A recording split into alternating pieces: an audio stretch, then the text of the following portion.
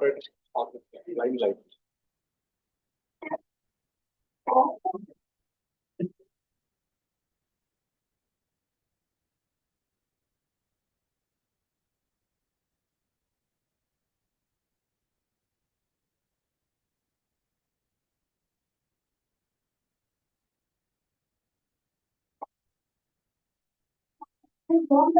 Everyone. It is with great pleasure and immense excitement that we stand before you today to inaugurate Samanvaya Chapter 1 of the academic year 2024-2025.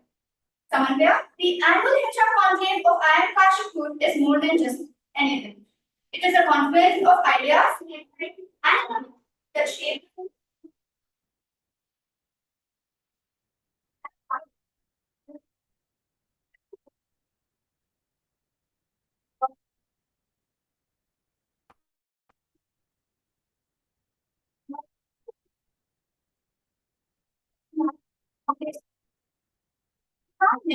fostering a spirit of collaboration and continuous learning that drives both individuals and organizations. At IIM Kashipur, our commitment to innovative approach and nurturing future leaders has always been at the forefront of addressing the evolving challenges and opportunities in the business world. That's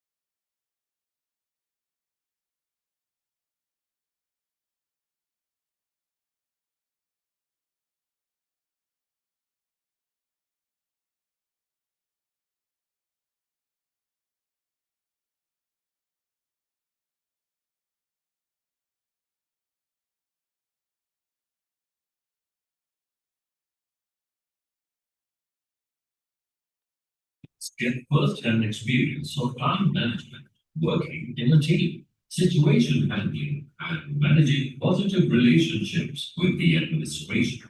We aim to achieve new heights with every new batch of students. We celebrate the ups and downs of the journey of our beloved students and would like to wish them luck for upcoming years.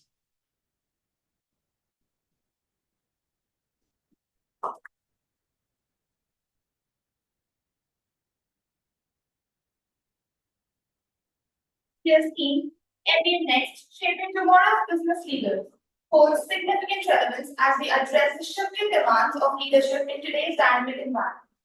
The scene captures the essence of what it means to be a leader in today's rapidly changing world. In an era where technology, globalization, and shifting societal expectations are constantly reshaping the business landscape, the role of the MBA has evolved.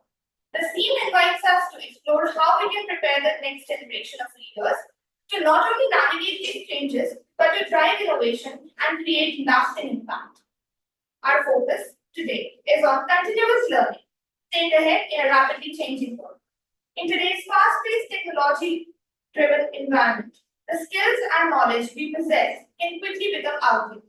This makes continuous learning not just an option, but a necessity for staying relevant and competent. This is today's modern professional reality. We are honored to have an exceptional panel of experts who will lead us through this critical conversation, offering insights and strategies for staying ahead in the increasingly complex world. First, we'd like to welcome Mr. Chandra Shekhar, Vice President of Human Resources at UltraTech Cement. He's a seasoned HR leader with an impressive career spanning over 2 decades. Mr. Shekhar's journey has taken him from the development of psychometric tools at DRDO to leading large-scale HR operations at UltraTech Cement. Throughout his career, Mr. Shekhar has consistently demonstrated a deep understanding of HR best practices and a commitment to driving organizational success. As the Vice President of Human Resources, he has played a pivotal role in shaping the company's HR strategy and ensuring a high-performance culture. Mr. Shekhar's expertise in talent management, employee engagement, and organizational development has been instrumental in his success. He has a proven track record of building strong teams, fostering a positive work environment, and driving employee satisfaction. Would now like to request Professor Kunal Ganguly sir, Dean Development, to present a welcome bouquet to Chandra Shekhar.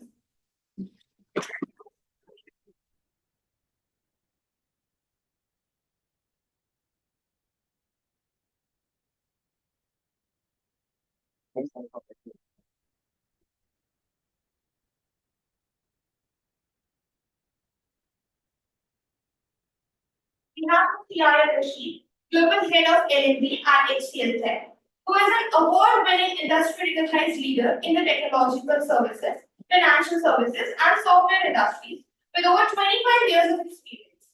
He has held numerous leadership roles at renowned organizations, including Franklin, Dell Technologies, Sutherland, HP, and DXC Technology. Currently, he serves as a Global Head of Learning and Development Workforce Transformation, Freshers Experience, and oversees global delivery centers in Chennai, Madurai, and Sri Lanka for HCL Tech's digital workspace services. He holds a master's degree in computer applications, an MBA from IIM Bangalore, and an executive diploma in business strategy, innovation, negotiations, and influence from IIM Business School in Singapore. He is also a certified digital thinker, Lean Six Sigma Black Belt, and a Kaizen champion. He has authored 2 white papers for the American Productivity and Quality Centers on topics such as enhancing Net Promoter Scores through positive customer excellence and implementing robotic process automation at scale. Third, is a sought-after keynote speaker at national and international summits and has also delivered numerous thought leadership sessions at various IIMs and other educational institutes both in India and abroad. We would now request Professor Deepak, Chair of Placements, to please present a welcome bouquet to sir.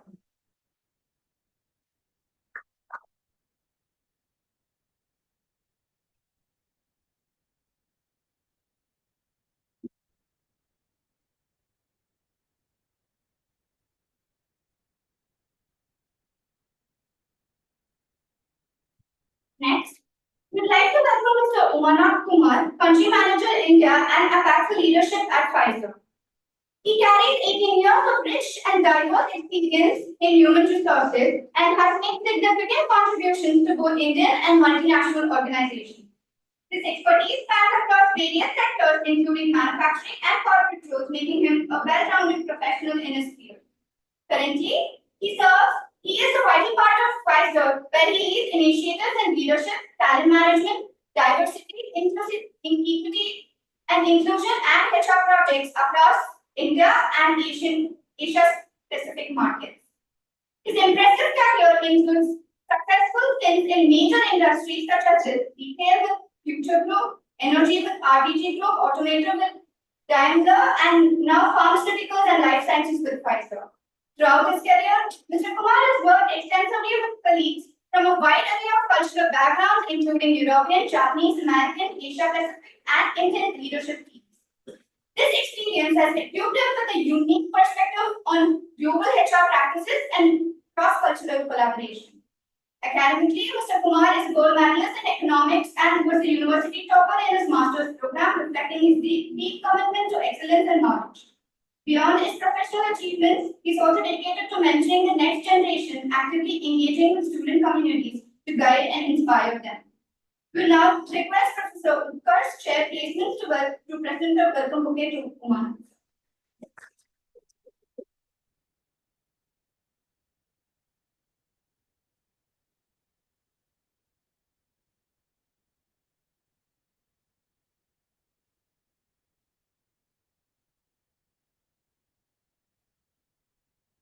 We have Mr. Arvind Korir, sir, lead People and Culture at Volvo India, who is an accomplished HR professional with over 18 years of experience across multiple sectors, including IT, manufacturing, and pharmaceuticals, having worked with leading multinational companies. Currently, Sir heads the HR department, collaborating closely with the leadership team to manage mission-critical projects and initiatives. His strategic insights have been crucial to the organization's success. In addition to his commitments to continuous learning and development, Sir is passionate about coaching his team and extended teams. He is also a motivational speaker and serves as an advisory member for several prestigious business schools across India. Sir holds a postgraduate degree in HR with a master's in business administration. His previous roles include driving comprehensive HR interventions at companies like Infosys, Global Orders, Timken, among others.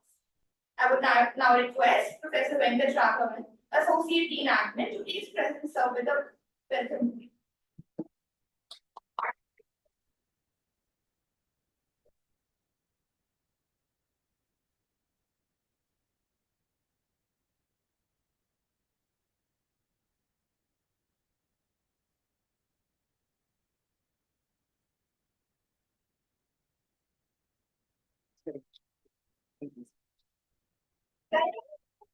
Today is Mr. Jain Kumar, one of the brightest minds to emerge from IIM Kashipur. With a deep expertise in advertising, brand marketing, content creation, and digital marketing, he brings a holistic and insightful perspective to our discussion. His unique ability to seamlessly blend strategic thinking with creative execution makes him the perfect moderator for today's HR conclave. Mr. Jayendra's experience and vision will help us explore how these key principles can be effectively applied to the ever-evolving landscape of HR and leadership. We are happy to have him leading our conversation as we navigate the future of business leadership. We welcome you, sir. We now request Professor Shubham Sharma, sir, faculty OB HR, to present a welcome bouquet. We have an alum. जैविक का नाम और ये कितनी cutie अपना तो तेरे वो भी था देखो भी पढ़ा है इसने इतना सीड बनाया है Now we would like to request Professor Kunal Gangli sir to deliver a welcome note.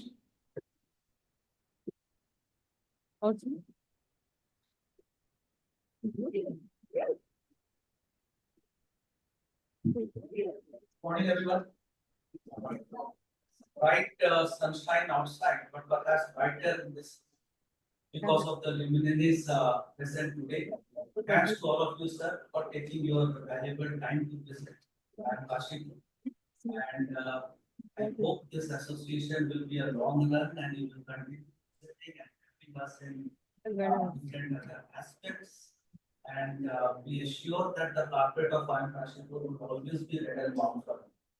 And of course, today you are not here, assembled here to listen to me. Classes are there already. So you are eager to listen to them, to understand the realities, how to blend theory and practice. Okay, whatever you have learned in theory, how it can be implemented, how it happens. As we see, theory and practice goes together. If there is something in successful in practice, it must be in theory. And if there is something successful in practice and not in theory, the success can be attributed to luck or God's grace, whether we put us in this, right? So it gives you a beautiful opportunity for all of you young minds to listen to these people and learn from their experiences, their wisdom, and I'm sure it will be a excellent learning for all of us, including us, the faculty members. Okay, with the presence of these bright minds who are guiding the Indian industries for decades. Okay, so we are lucky today to have them here. Thank you, sir, again for visiting over here. Okay. So I hand it over to the moderator now to continue with the discussion. Thank you.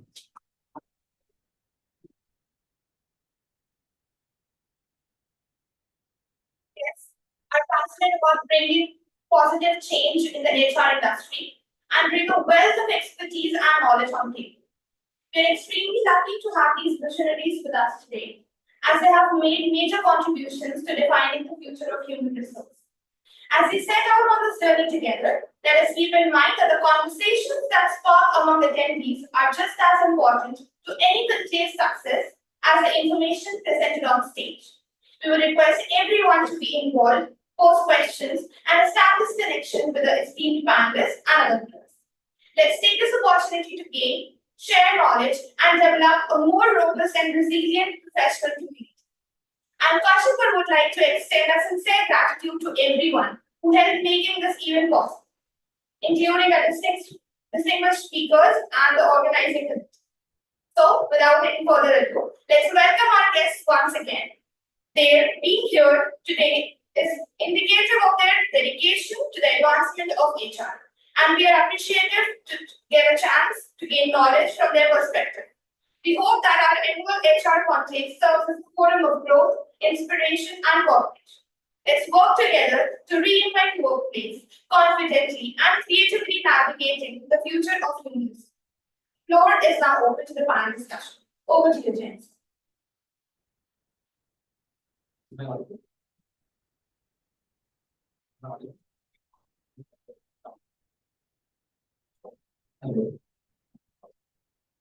Welcome everyone to the panel on the topic continuous learning and playing ahead in modern times. So, getting the context over here, how we are going to get ahead of this panel discussion. So, firstly, we'll talk about the organization, what is the impact on the organization, then on the employees, then tech, then social media, and then how companies make user like learning continuous learning. So we will start with a user. So what does continuous learning mean to you in terms of for your organization?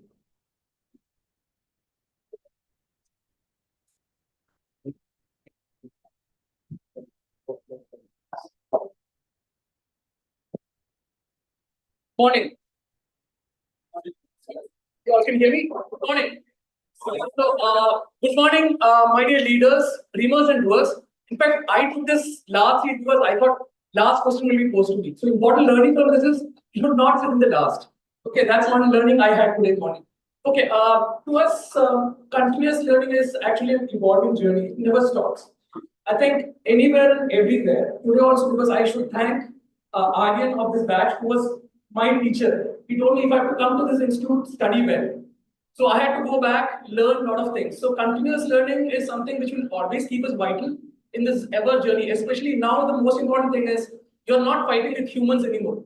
If you have to fight with the so-called systems, you've got to be really ahead of the curve. And always before anyone speaks, I would just like everyone to think about three things which you should never give to the machines. Okay, three things. It's called ICE: imagination, curiosity, and empathy. These three things is something, the ICE framework is something I would request all my leaders to just keep in mind. Because anything evolves only because of imagination. And in your library, if time permits, you should read a fantastic book from the chairman of BCG. He has written a fantastic book called Imagination Machine.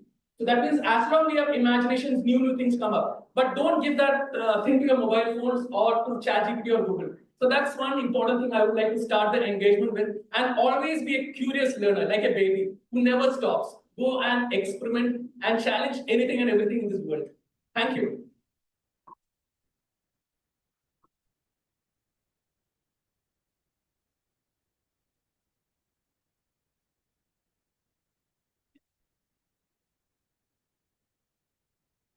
Basically, like the first question was to you because I don't know how we see you and why this is alphabetically ordered. So then same question to Chandra Shekhar.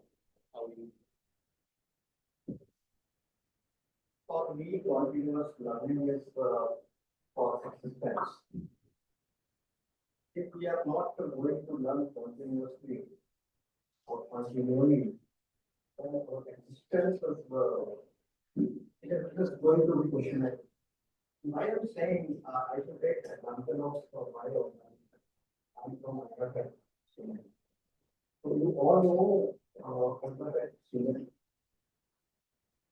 And do you know that we are no more a cement corporation? Cement is one of our names. So now just to be in the industry, we changed our thinking pattern and our way of working, and now we are solution oriented. So anything which is required, if you are building anything relating to construction, everything here also. If we are not going to go, so it is just a cement is what? Cement is maybe one of the game of capacities. Tomorrow any disruption comes, then how you are going to survive it? So the disruption comes in a form we have seen in some arts, sand mining was banned. So once the sand mining is banned, then how can you imagine that what will happen? Mining is everywhere, the government is continuously for sustainable things. They are targeting and not allowing various minings. So these things, these changes once it is occurring, then we have to continuously learn that what will be the alternative of this sand. And once this alternative of sand, once you are beginning to understand, then you should learn from where this alternative will come. So we came up with some alternative products for that, right? And so these once such changes are happening in market, whether it is due to government authorities or change in patterns or change in technology. So you cannot say that we can stop learning because earlier we were losing and that maybe we may be able to survive. I personally don't. Even as an organization, when we cannot survive, so how as an individual. Manoj, like the same thing to you, but we would like to know more on the context of Python because it's an MNC and there are a lot of like countries or regions it is present. So how learning is impacting your organization and what are the challenges like people from India faces when they are interacting with someone else in the US and how we are coping with the tech because they are on a next level and we are like, in terms of pharma sector. So yeah. Sure, I think before I answer it, I think it's important also to genuinely and sincerely appreciate and acknowledge the efforts. Our learning started with interaction with Javier, one of your members who are supporting us, helping to know what is important, what is the needs of the students. We use the word leaders. I still use the word of students because I hope you have to enjoy your life. Professional life is always there. But I think one luxury which as students you have is to experiment. So please do that. And of course, we met a very interesting personality. We thought it's lovely, but we suddenly saw shades of sort of lovely also in you, where he was giving us the story of if you're lucky, you can spot a leopard. I'm not sure how many of you spotted leopard, but until we departure, we don't want to be a lucky to spot the leopard. But I think we can spot already something else, which is bright talent, right? This is an acknowledgement of all of you. You are talented, that's why you're here. So it is not one, it is many of you who are talented, and that's how we have all the regular process of the qualities we use. Now, what's that you need to do a little more?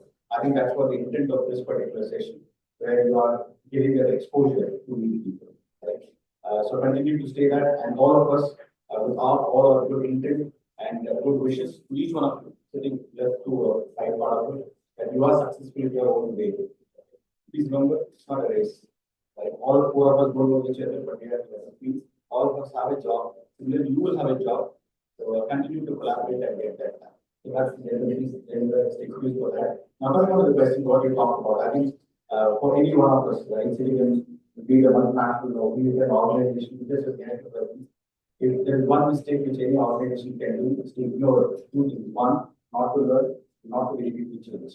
Right? I think these are the two important tenets. If you want to really fail as an organization or an individual, if you miss this, of course you will be missed reading and missed noticing also. For an organization like Pfizer, which has been there 175 years, which means something is going right. The biggest two things which we always keep talking about is before anybody spots it, can we talk about areas where we are not doing well, and how we can try to re-evolve ourselves and reinnovate ourselves. So for example, we all know COVID, and COVID has been a big, a challenge for all of us. And before anybody could come, we were ready in the market to support and help people to come out of it. So that's again a big opportunity for us to do that. But COVID is done, right? Which means that we have a huge challenge for us, right? A lot of investments have gone and a lot of changes have happened. Now we cannot still, bask in the glory of what happened in the COVID perspective. We have to now look at where is that the next set of opportunity for us to get patients. So we need to continuously keep scanning it, our assets.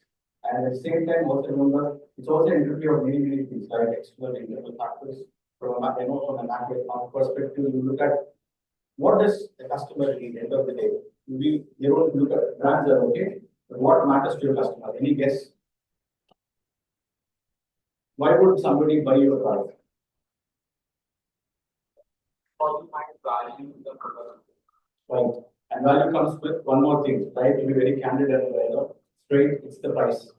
Right? How much do I pay for the value? Because value is important. Be it anybody, be it a pharma product, be it a car, whatever it is, right? It's the value for the money you pay. So that's the full narrative. So how do we continue to be relevant, keeping in mind the cost, and keeping in mind the requirements of our customers. So being close to customers, being close to people who are there in that long value chain and continually challenging the status quo. Before anybody does, you kind of say, are we doing the right thing? Is there a possibility to improve? So these are two fundamental questions which we keep asking ourselves.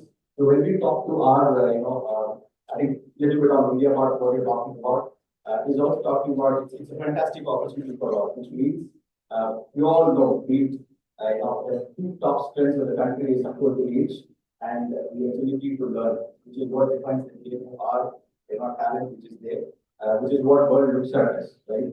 However, there are areas where we still want to improve.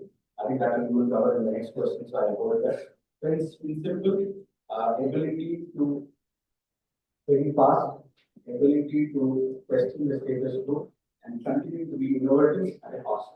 It's something which we are continuing to do for being better for the next 100 years.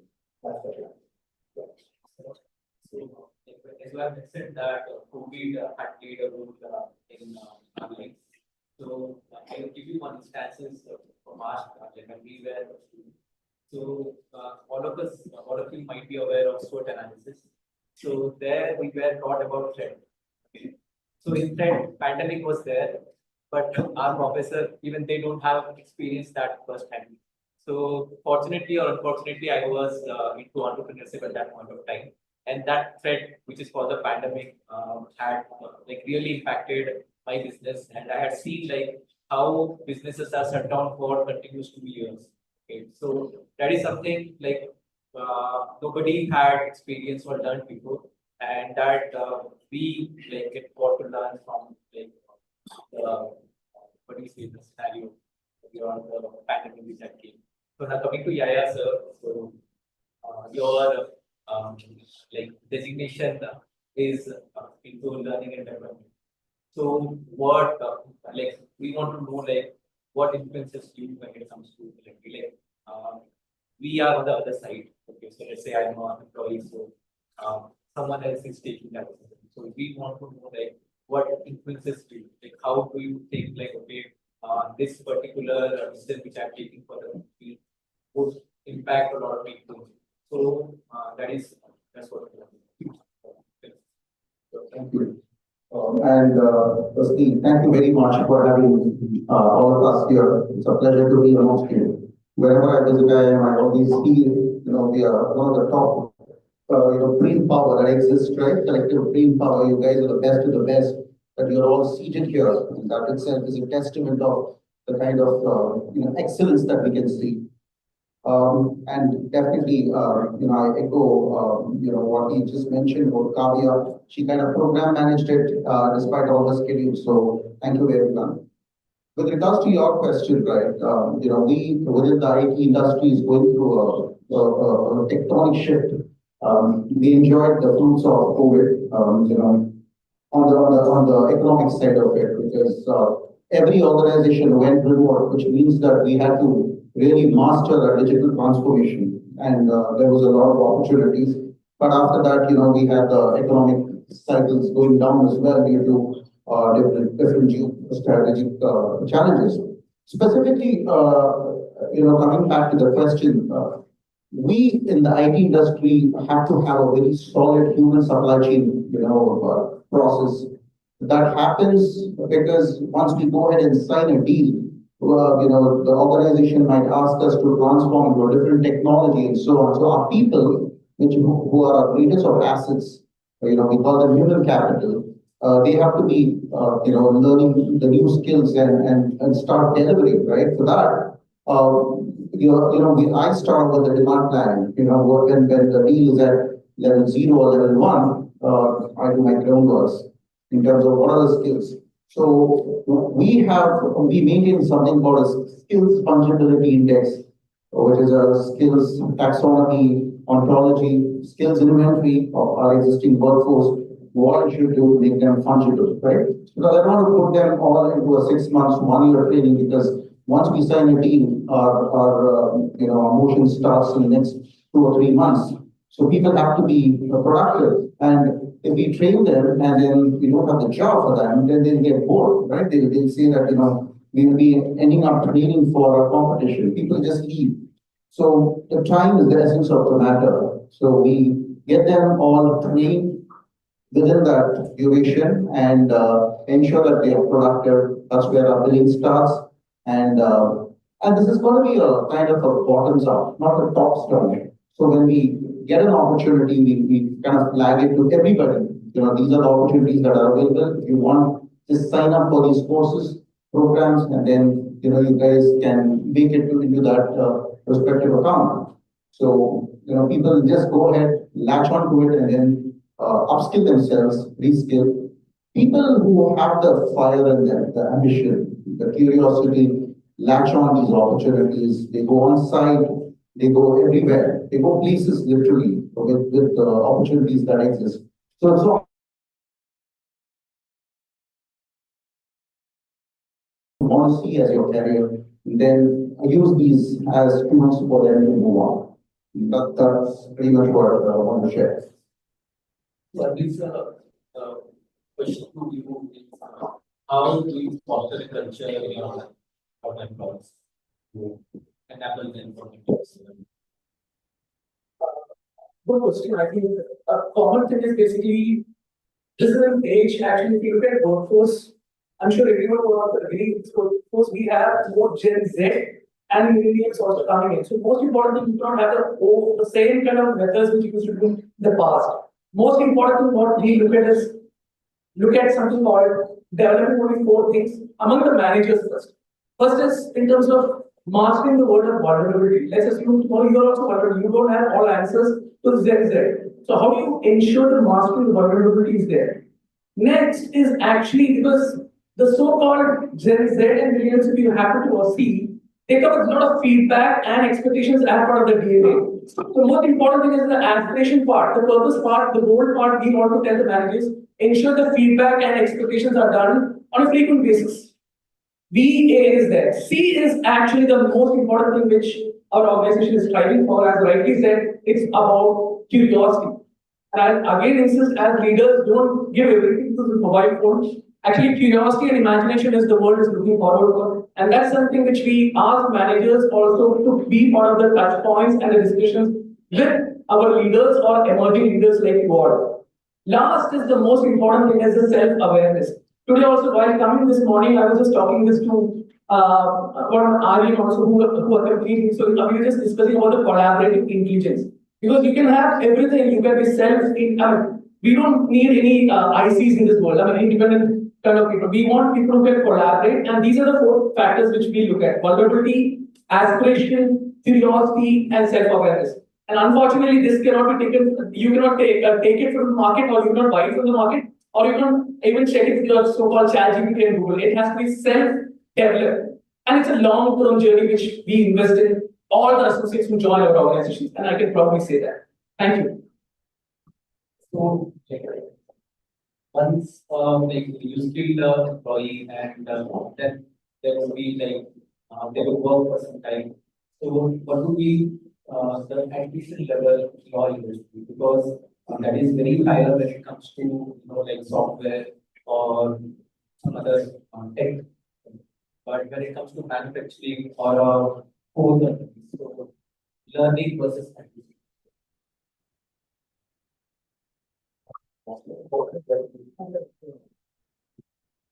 Little for the working phenomena, but if I'm saying addition level of my industry or in my organization, it is actually 6%. But this 6%, we are seeing in different cohort, the changes started happening. So what are the different changes happening? So in my organization, 4 generations are working. So in this 4th generation, and when we are going towards solution orientation or coming up with alternative products, then we have to take lines from different industries. So they are from different industry, even the age group is different than what Rasheed was saying, the fungibility. So once we are doing all these things, then I'm seeing admission rate higher in the youngsters. So youngsters and the professionals who are learning from different industries. But since the industry is so big, organizations so big and large, it is bringing down 6%. So we should not be happy with this. If certain cohorts, it may be 8%, 9% from smaller bank. So now relation between learning and addiction is actually, I think, it covers in my organization. So if anybody want to, I'll come to Yahya sir on that, but that is for the last question. So yeah, the reason why I asked learning versus admission, because most of like MBAs who join different companies, so in the first 2 years, 3 years, they leave the organization. So they learn from some, they learn a lot and then they leave. So that have a huge impact on the organizational side also. And for them, it might be growth. But again, it's always a conflict between admission and learning. So companies, they have a like whether they invest in learning, thinking that people would leave the company, versus they would directly invest in people, thinking aside that admission is going to happen in the national process. Then, if you allow me, I'm sure this is something which I again, one important thing in the MBA is LOS, listening, observing, and speaking. I just stole this idea from Chandra Shekhar. All my leaders who are going for any of the organization, it's intersection of 3 Ws. And for all my great leader aspirants in this room, you should be looking at 3 Ws. One is the work. Work in terms of challenging you, right? Next is the work environment, which is very conducive, where the collaboration literally happens. It's not just walk, it's written there in the board, it's walk the talk. Third is a culture where continuous learning is there. And if you happen to see any of the reports, the so-called BCG or FNG, the more, especially the World Economic Council reports, one of the important aspects which every youngster is looking at is whether something is there, whether it's the so-called job or a role, is making me learn, grow, and move to the next level of excellence. I think that's what helps us in retaining any kind of talent going forward also. Work environment and the work culture. Thank you. Maybe I'll just take a stab, for the question which you are posed to me. Typically, what happens is attrition is definitely going to be there, and for the young students or any leaders coming up, please do not get worried about it. In the sense that don't get worried about the term attrition. Okay, there are 2 parts to it. Like anything, right? There's good attrition and there's very good attrition. Right? So what we typically aim on is when we talk about talent, there are 3 strategies. But it could be called in different ways and terms. Just keeping it simple, right? Either you build a talent, you buy a talent, or borrow a talent, right? I think depending on the size of the organization, the trust is always to look at it. Most organizations are now talking about that there will be an exodus. It could be varied, the kind of industry you will be working on. But it's important to have to follow a very clear enforcement model. I'm not looking at building a talent, look at typically most organizations are now transitioning to the winner model, which means how do you continue to scale and rescale your employees so that they feel that over a period of time associated with the next organization helps them to grow professionally and personally, which is what all of us would like to do, right? So that's the feeling part of it. And sometimes you have, the kind of organization you work with, if there are bigger, larger areas to spread across, you also get a lot of talent internally, right? Let's say somebody is working X kind of business, and you're looking at talent in Y, or it could be X location to Y location. Of course, there are nitty-gritties to work out, but still it also gives you an opportunity to have a fun. Important message or important suggestion we would like to place to you, each one of you is, we all have made, at least I can call out that when we graduate out of schools, the first thing which comes is how fast I become in my own batch, right? That's natural to happen. We're not saying it's wrong, but I think also kind of little, calibrate.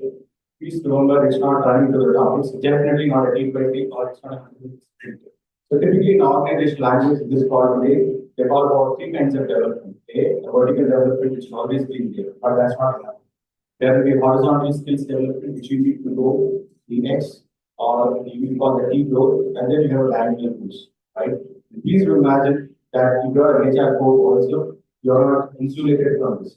Be in any part of the stream you are in, right?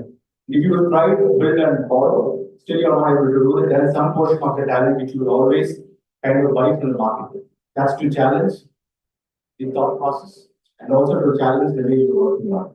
So in narrative, how do you kind of marry the aggression these are the learning is to kind of look at how you continue to scale your internal employees. And second, how do you also try to bring in fresh talent the right one. So that's the part. So coming to the IIM stuff, so the thing is that I want to add another perspective to it. So talent or learning versus attrition. Now I want to add the competitors aspect to it. Since in your industry, competition also they take away talent by paying huge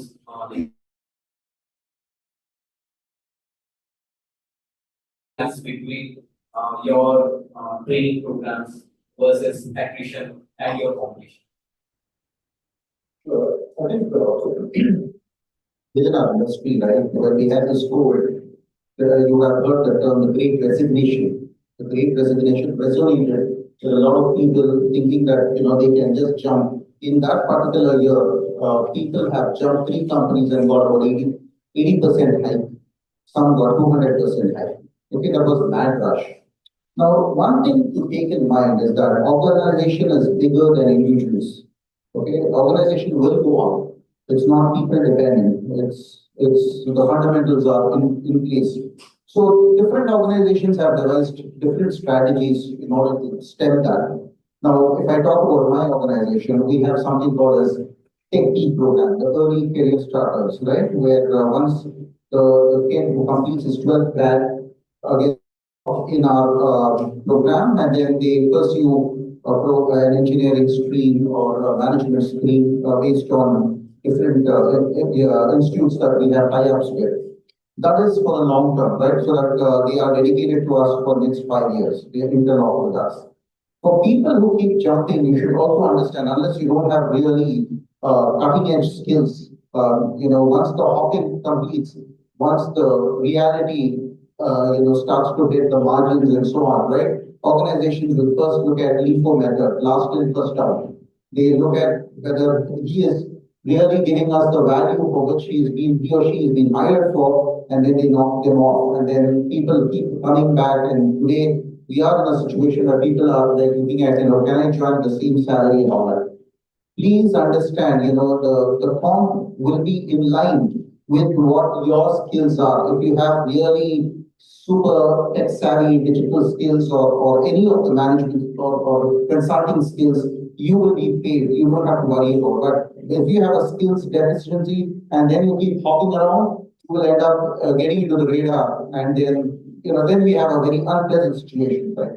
So look at that on the board. That's from an individual standpoint. From an organization standpoint, the organization, I think, earlier, brought in a good concept of culture. When you join an organization, you join for culture. Culture should be, culture is strategy for business, right? So you have to ensure that you join an organization which values people, continuous learning, people engagement, all of that will be part and parcel if you join a company which has the right people culture. Okay, ensure that those elements are taken care of. And organization also, each organization ensures that you acquire a skill, you are compensated. Like for example, I spoke about skills fungibility. Once the person demonstrates ability, he gets promoted, he or she gets promoted, they get a bonus, they get a hike in line of that particular salary grade, job grade, right? So all of that will happen, and you can always look at options outside, but provided your internal ambitions are taken care of. Adding on to what sir has said, how can an employee, like if he's learning something or he had done some skilling, so how do they establish in the organization? Like how they would let their managers know? And like what is the process in your organization to recognize their learning? I would have added that earlier, but then everything boils down to something called VICS. I was just trying to copy it from him. It's all about the value, impact, and contribution you demonstrate through your skills. If you happen to see now, it's called SBO, skill-based organization, right? I'm sure all my leaders will be knowing it. So it's in terms of the value you bring, in terms of what you speak, think, and do. As IIM great minds, I don't have to tell you that. I'm sure everyone would agree to it. Value in terms of what you speak, think, and do. Impact in terms of deliverables. Okay, deliverables means something which is really good for your customer. Probably most of the times we go ahead with something which is written in a static document called job description. It only speaks about doables. I would request all my leaders in this room to think about impactful deliverables. Next, remove the word called work and job from a dictionary today. It's called contribution. How much you can contribute in your career. That's something which we look up also when you have to hire someone. And just add on before the next question hits. It's most important, you don't get hired for performance. You get hired for potential. Right? You never get hired for your performance. Performance is your mark, which was just the previous day. If you get hired, and tomorrow I'm sure you leaders will be hiring a lot of great minds. You only hire potential leaders who are taking your business ahead. And for that, you only have 4 things: determination, insight, curiosity, and engagement. That is called the subject matter expertise or deep pocket engagement in the subject. And unfortunately, world needs leaders with a T-shaped mindset. McKinsey, be a specialist with a generalist mindset. People might say that, okay, specialization is getting less. No. Now also we need specialists with a generalist mindset, T-shaped learning. Thank you. So basically, I wanted to ask like how managers or the leaders, if even employees learning like whatever the skills they're learning or some courses they learn. So how do they convey this to their managers, or how managers recognize that okay, this guy had done something or they had done some learning. I'm speaking about my organization. You are saying if the employees learning how they are communicating with managers. This learning is, at first I should say we are having one of the big university and campus that is important in India. And the learning programs, online learning programs, we are having our own platforms. So we are having some 10,000 learning programs and there. So once the employee is learning anything, there are 2 ways. One way, we are very well because we are having new businesses and other technologies. We can start from aluminum, fashion, manufacturing, chemical. So we are planning a very well designed IDP, individual development. So this individual development program, it is chartered with the next program's succession planning. So in the succession planning, they have to go through the content which is available in the form of some certifications, or it is online. Then you have to put it, we called it as our one platform is there online that is Poonta. So employees need to put their certifications and this is linked with your career. That is one thing. Second, if it is not related with IT, then employees can develop themselves their own if they want to make their any certain career in certain field. So again, this is Poonta there, eating it. And this programs are getting related with this capture. So not only managers can see, but the entire talent development team and HR can see. So in case that any changes are coming or we are going to start any new business, so you might be knowing that we have recently started tech, we started jewelry business. So these internal talents, these are easily this entire inventory is available. From there we are collecting. This is the On a lighter note, does it add to the hike cycle as well? Does it impact the hikes for the employees? And they learn how to complete some rules. See, salary hike you are speaking about, then definitely it is more. So we are learning. If you learn something and if you are not implemented, then it is of no use.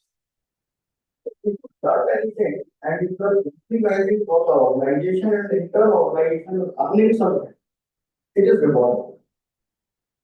So we see it in the form of career progression, how you are moving in your career. And if you are moving in your career, then obviously it is rewarding. The reason why I asked this hike thing because whenever you join an organization, immediately after 1 year or 2 years, you want to wait for your hike. Okay. So it's not always, and a lot of people they would you see LinkedIn or anywhere they post like I finished this certification, that certification. Okay. So it doesn't matter whether you had finished hundreds of certification. At the end of the day, the core thing, what you learned, what you implemented, that really matters.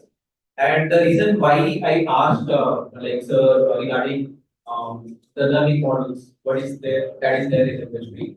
So this question came from one of my colleagues. I can be he's a program manager. He's L&D.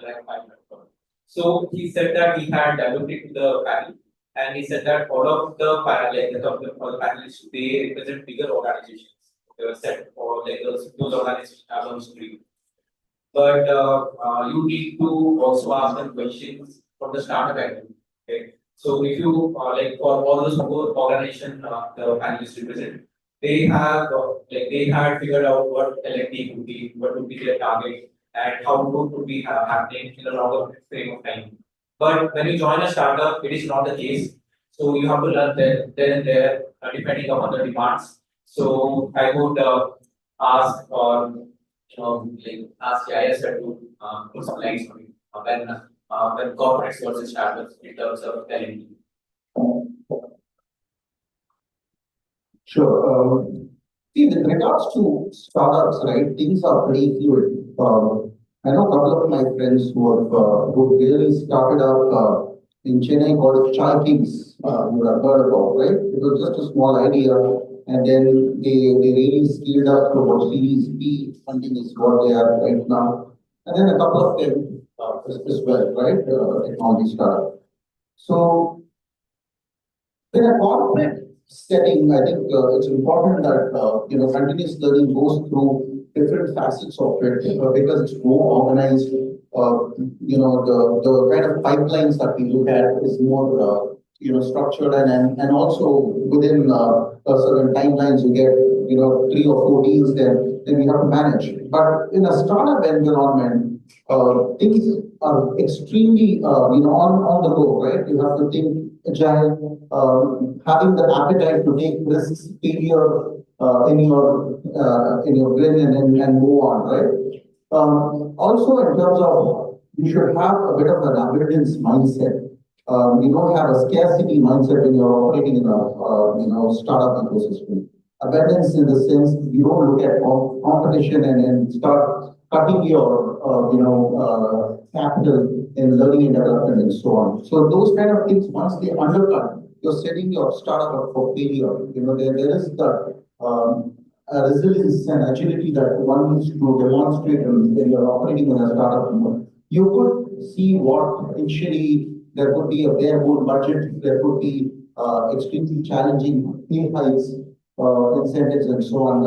But boy, once it starts hitting it, you had the fresh desk, right? Girish Mathabu. I was fortunate enough to listen to him initially. He was saying that three or four people were working within the desk and they do not have much of money even to kind of operate within beyond a small room within this flat. So after that, things started to go on. So you have to look at it more from a long-term vision, a strategic alignment as to where you want to and what skills that your people need to go through, what kind of investments that you need. All that will flow, but might not happen immediately. So there's a larger sense of people who kind of join the startups with an impatient, they tend to latch on to the corporate and then lose the trajectory.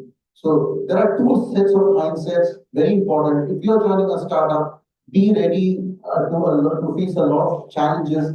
And if you look at, I recently saw one of the interviews from Jim Hansen, NVIDIA CEO.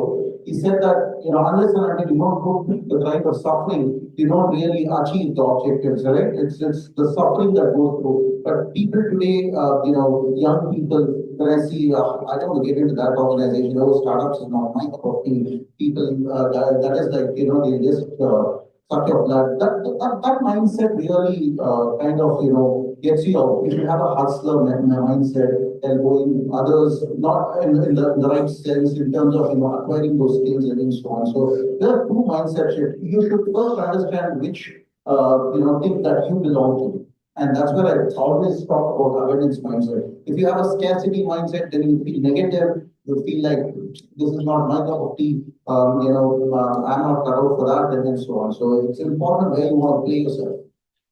Coming from, I just want to get So it becomes very important when especially about the startup and well-established large organizations. Don't think that large organizations, established organizations are not acting as startups, because I am seeing some new generation, they are very fascinated towards startups, but you will get even more kick in established organizations also. So I would like to share some insights. If you want to, in my organization, which is considered industry, which is considered established and all, if you want to understand how to read signals and acting fast, then in cement industry is one of the industry where you can learn this. The startup also work on speed with reading signals, their gathers. So let me give you one example. Cement is what?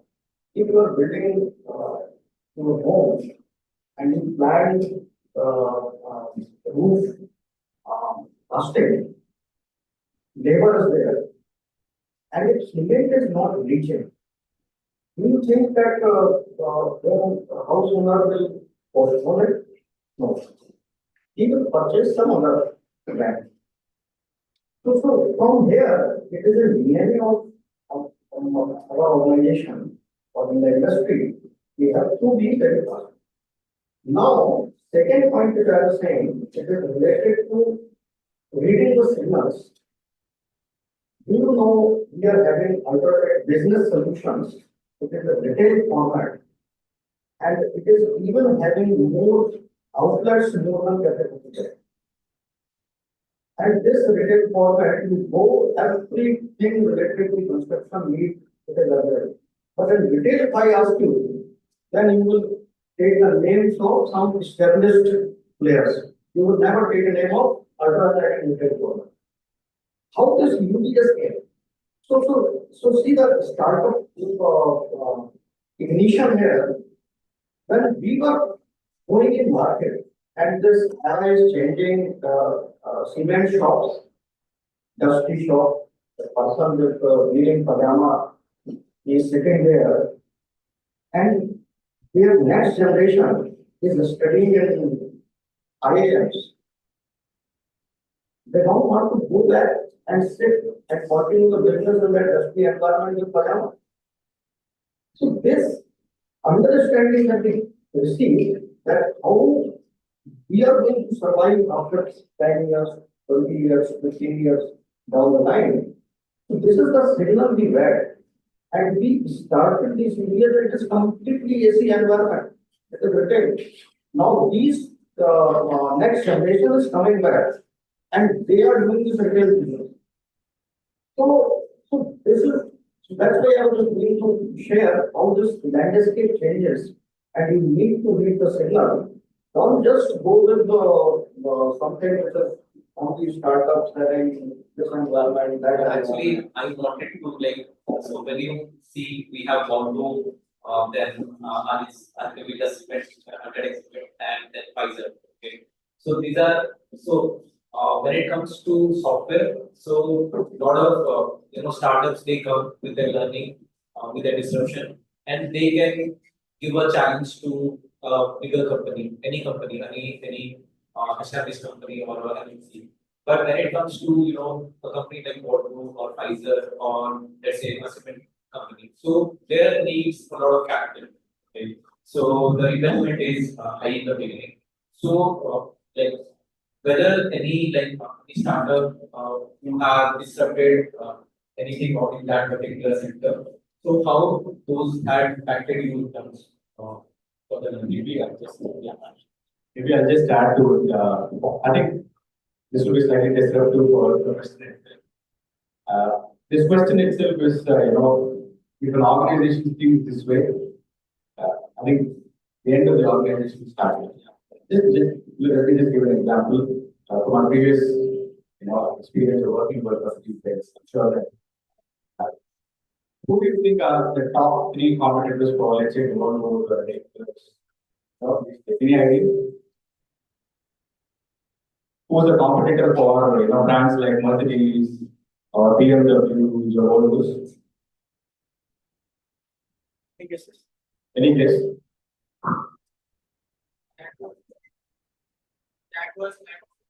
Yeah, good. So this used to be the mindset at least 10 years before. Okay. Today, if you talk about, I'm sure others will tag to it. If for any of these established brands, right, we don't see any, of us as any more competitors. In fact, we are great collaborators, right? So, where is the competition? The competition is somewhere sitting in a very small hub, right? It could be in Silicon Valley or it could be in China or it could be in India, right? What's important if we pharma or for us being in the industry, it's important to know what are the threats. I think you touched about every what is signals, right? You are lucky, but if you are lucky, your design is to keep that threshold to see what's going to come. You are able to bring that DNA into your organization, right? How do you foresee what's coming up? Can we be the leaders into it? And can you learn from what's happening in the smaller hubs? If you are having an eye to learn, right, then you are better in preparation. The biggest advantage and disadvantage of being large organizations is you think that you have capital, but that doesn't alone make you suddenly you become an elephant which becomes hard to move, right? So you need nimbleness. At the same time, you also need stability. So which part of the segment you're getting it purely depends on the openness to look at. Being a startup has its own, as Rasheed really touched that point. You have an advantage of being part of the startup. You also have an advantage of being in an established organization. I think what is important is to make it start, right? And when you make it start, I think we talked about something. Let me just make it. I think these are learning experiences. It's a long career, right? If you little sketch and see each of our experiences, we have many failures which have made what we have today. That's what we have to do, right? And I'm not being called next time, but I think important to know that failures bring the biggest learnings for you rather than success, right? So it's important to build that, I would say, an ability and a dexterity to pull off when you fail, and if things don't go well for you, right? And please build it. This is your moment to build it now. Okay? These are some things I'm sure the faculty is touching upon it. However, it's very, very important for you to have that. We talked about abundance mind. It's a very big term. You will get granular into it. Elements like how do you respond to failure, how do you respond to rejections. These are things which, if you are able to see it in early, you will very fast forward, sit in this side of the table and pass to the other end of the table faster. With your permission, may I? Okay. Maybe probably adding to what he said, probably I will also not be called. But still, I just give you my sense, which I copy from everyone. Most important thing is, I don't know how much you are able to just connect. There are few 5, 6 very important traits which everyone is giving out. One of the important things is called practical wisdom. We have seen a lot of people come in with a lot of marks. Practical wisdom for me is at least bringing knowledge in action. I think that is something which is important for any of the startups or for any organizations. Knowledge you have many, but then probably knowledge in action. That means from the so-called knowledge, the so-called experiment mindset, how do you really execute it? That's very important. Then comes, I think, 2 things which you have already learned in your OB. It's called the growth mindset or the promotion mindset. Most of us, we have the prevention mindset which pulls us down. Someone from our back would say, don't take that risk or don't get into that experimentation mindset. Prevention and the promotion and the growth mindset is something which I could steal from him. And the most important thing is learning by doing. I think the world needs learning in action, and learning by doing is something which we should be looking at. Experiential learning is your experience is the greatest teacher. I think you should definitely go for experience. Teachers are very important, but when you start talking to your industry leaders or tomorrow when you are leaders, probably you can always understand. And what IIM is normally do is connect the so-called education to experience, and that's what we should be looking for. Last but not the least, the most important thing is reading signals. And for me, I just took this as another thing which I just learned called learning senses. We are speaking about the most important thing called learning, and we as leaders should have learning senses to learn from anywhere and everywhere. Thank you. So, I'm adding another perspective to this discussion. So, we start with Yahya sir. So, basically, whatever reading signal is what we have taken up from the discussion. So, in terms of reading signals, so when it comes to AI, okay, so, or the next set of disruption, and how research is learning. If you go to the core of it, it's research. Okay. So how it is how you are doing it in your organization, the research part, and how AI is back. Okay, brilliant question. I keep asking. Yeah. Okay. Okay, great question. I keep ask this question wherever I go. So it's important I give this perspective, right? AI has been, with us for almost about 6 decades now. It's not something that we have seen this really, kind of getting into with us. We've seen, shows at least not your generation, but our generation, at least. So we've seen all of that, and also we've seen various cycles of innovation. When we were small, being the industry 3.0 and so on, right? So from industry 4.0 AI kind of thing, today, ever since OpenAI came out, the buzzword has shifted towards Gen AI, and I would say that it's all to do with the mindset. Okay, I call it, the 3 term, right? Mindset, skill set, tool set. If you have these 3, I think you can go ahead and conquer them. It's not about any fears. And again, I go back to the abundance mindset. Abundance mindset is something change comes in. We get into a groove. We tend to think that, hey, this is not for us. We hear all the negative stories, layoffs, economic challenges, headwinds here and there and all of that. I think we've witnessed, I think this generation, right, we've witnessed once in a century pandemic, right? We've sustained. I think thanks to people like them, they gave us hope, right? We thought that we'd all die, right? That was the mindset beginning of April 2020. They said that there is no medicine for it. Be indoors. There's complete doomsday predictions. But I think organizations have really gone through, taken the bull by its horns, and then we've found a solution for it. For everything, there is a solution.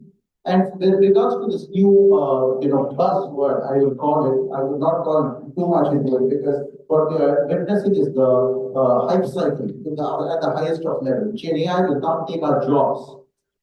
That's not us to shift. Unless and until we know toughen our mindset, we will start giving in into negativity and think that all of our jobs, nothing is there for us. I always again reflect back to the famous quote from Mark Twain, right? There are 2 days, 2 important days in your life. The day you were born, the day you know why, right? I think the purpose of our life's existence is to demonstrate and kind of be successful. You all are here today is a witness to that successful mindset. You all have kind of really knocked off and come and are seated here. It demonstrates your excellence, the power of your intelligence, right?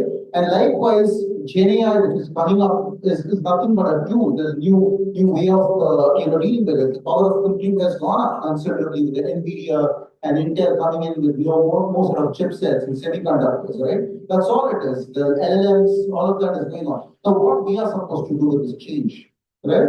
We have come up. We need to ensure that our mindset first of all changes.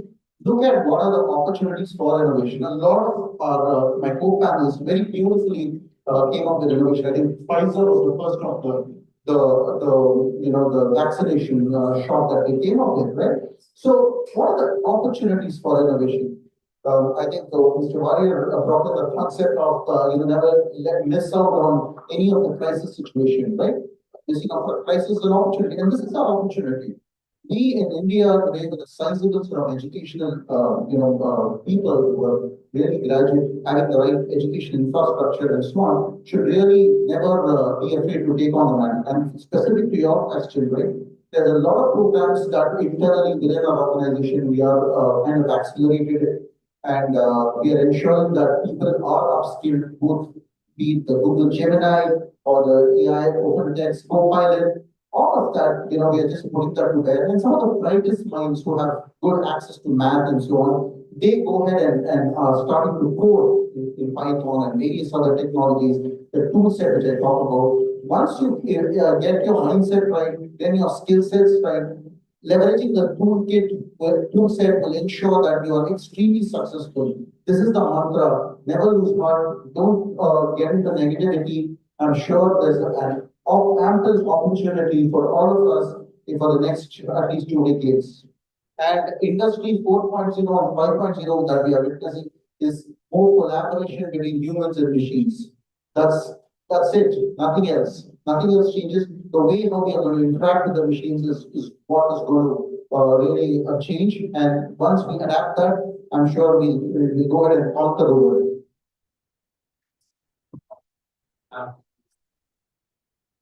Basically, when it comes to Pfizer, the R&D and research, or any pharmaceutical company, so in the initial years, they have to spend a huge amount of money when it comes to to develop a vaccine, so that they are prepared for something like COVID. So how what is the impact of AI in your industry? There are two parts to it.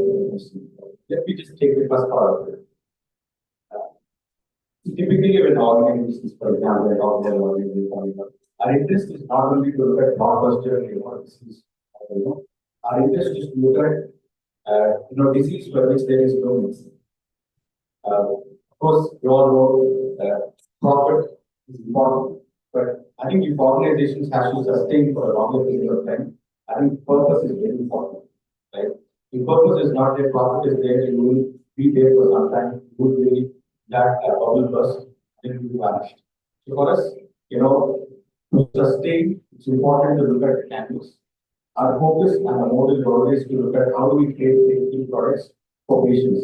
So it's patients where medicines are not there, and for challenges where presence is still not there, it could be change. So that's how we look at why just giving this example is, as business schools, we always are coached to look at profits. It's very important, no doubt about it, right? Because that's the base, but that's not the only thing which is important. If you don't have a purpose, it's like for us, if you translate that into an individual, it's the character, right? And for you, it's character, for the organization, it's the purpose. So that's how you need to kind of find and really add that and give it a little shirt and a skirt to it. That's what what Rasheed was talking about. Right? That's exactly little money for it. Question to you on the next part is in terms of AI. Right? I think I know what Rasheed was also talking about is at different generations or different decades, there are different things kind of land up. Suddenly there was white okay, everything will be wiped off. You all are seeing it. I think two important points. From an organization standpoint, what we are doing is preparation. Right? When we say that, what do we mean? It's not about one part of the business which will be impacted by AI. Right? It's the value cycle or life cycle of the entire business, right? From your supplier to the end delivery. There will be definitely an impact in terms of how the business is operating today and tomorrow. So what we try to do is we try to see how and when and what is what we need to prepare our employees. First, we try to look at that business horizon and then see if we need to help people, how do we enable our employees to embrace this, right? So that's the preparation part. Now, what is that we talk from an employee part? I think you did talk about it. And it's very important for not only for you, for us also is patience, right? I think this is one important element which we miss out is we really want to catch everything at every time, right? And there's no end to it, right? So continue to have the mindset to learn. At the same time, also try to be a little patient. Everything I need, everything right from day one I joined, I want to know 100 things about the organization, nothing wrong. We really love the energy, and that's why we won't take you out. But at the same time, you also need to know that. Remember that it's a long journey, right?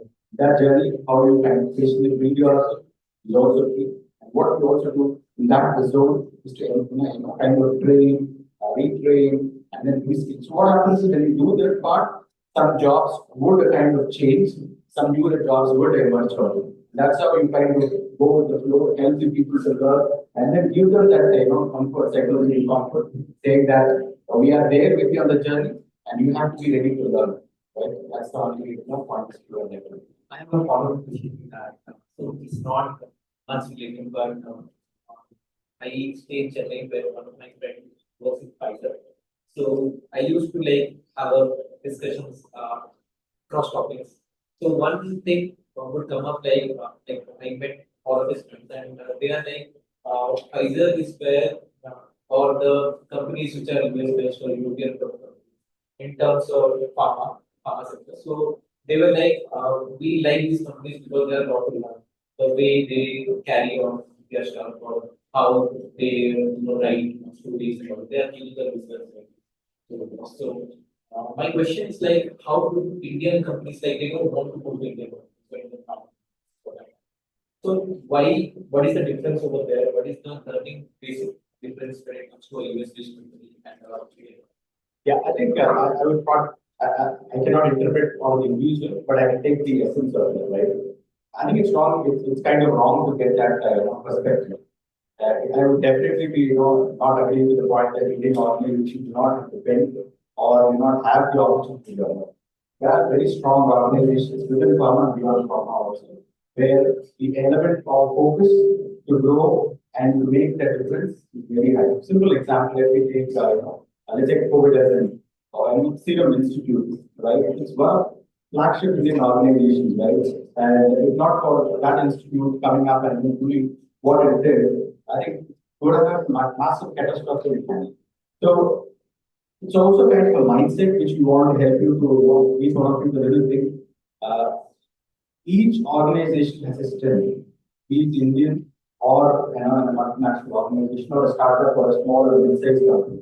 What's important to look at is what's the fabric and purpose of which that business is developing. There's not just the pharma companies who still get. The only challenge which comes in mind is the mindset which we still approach it. Typically, the fact of the matter is India is still an LCC, right? The low cost of employment or labor is it's set back. Now, we don't need to get demoralized with that because that's our USP that we can still produce bright minds at a lower cost. That's a differentiator for an investor, right? So, in short, if there are learning opportunities in a multinational company, because of the fact that it is more glamorous, but at the same time, please do not discount the fact that that learning opportunity is not there. Of course, how it is delivered, delivered administrated could be different, but I think we are running the organization to also do a lot of great stuff, including the multinational. Yeah. If you give me permission, I think my permission time is over. It's only a minute.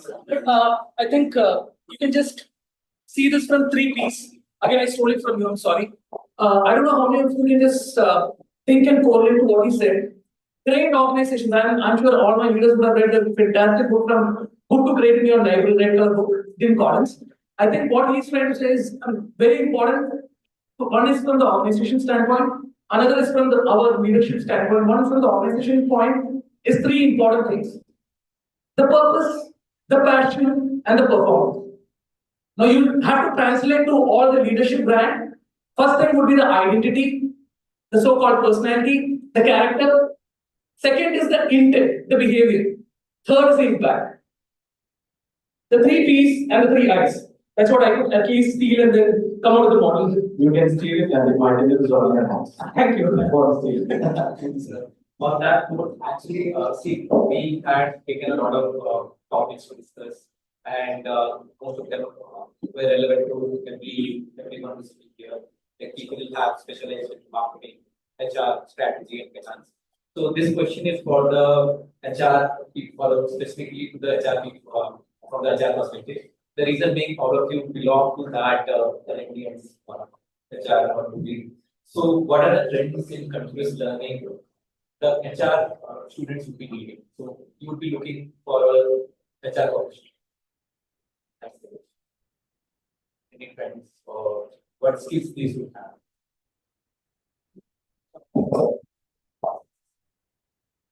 First is being having that vulnerability in terms of, because you cannot have like what Satya Nadella was initially saying. It's like I know everything. You should be quite vulnerable in asking questions. Curiosity is the most important thing, and I think World Economic Forum for the past years the #1 top-notch skill is basically curiosity. And please, if you have questions, please shoot. And that's one thing which really you cannot give it to your ChatGPT or your Google. And Google is skill in creativity because you've got to ask questions. I think the evolution of ChatGPT is because someone asked why and why not. And the most important thing, or if you have to really counter or your so-called, it's the eyes. I'll still reinforce the fact. One is imagination. You really need to have, and don't dream in the class, but definitely be a great dreamer. And that is imagination. And second is curiosity. Third is having empathy, because the world needs collaborative leaders. As he rightly said, now Mercedes is no more a competitor for Volvo. Likewise, we have connected with a lot of other companies also. Eicher Motors is our collaborative partner. One of those days when, and the competition is totally different. If you ask Elon Musk, is Tesla having any kind of problem? He would say, it's not Tesla, it's a competition. He would definitely say, NVIDIA is my competition. That's how the competitive landscape itself is evolving. So I think brightening the so-called competitive space by asking questions and seeing bigger picture is the most important skill which you all will be looking for. Thank you. Just to add on that part, I think being a, how many HR students are we? HR. It's not a mistake, it's a good thing.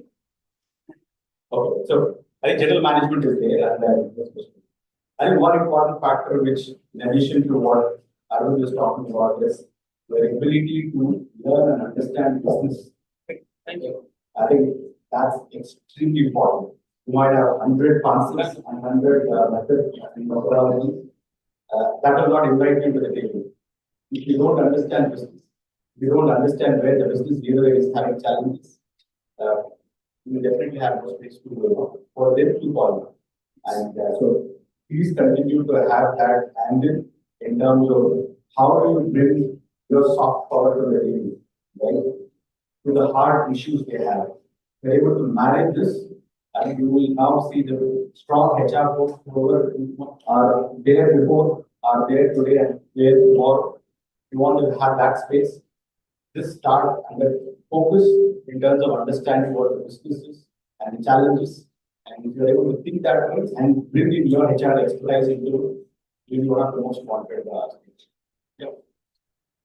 I think very important point that you brought in, understanding the business domain knowledge with which you operate. I think a lot of general management and HR and supply chain and operations, they think marketing, they think it's not, why should I get into the mix of things?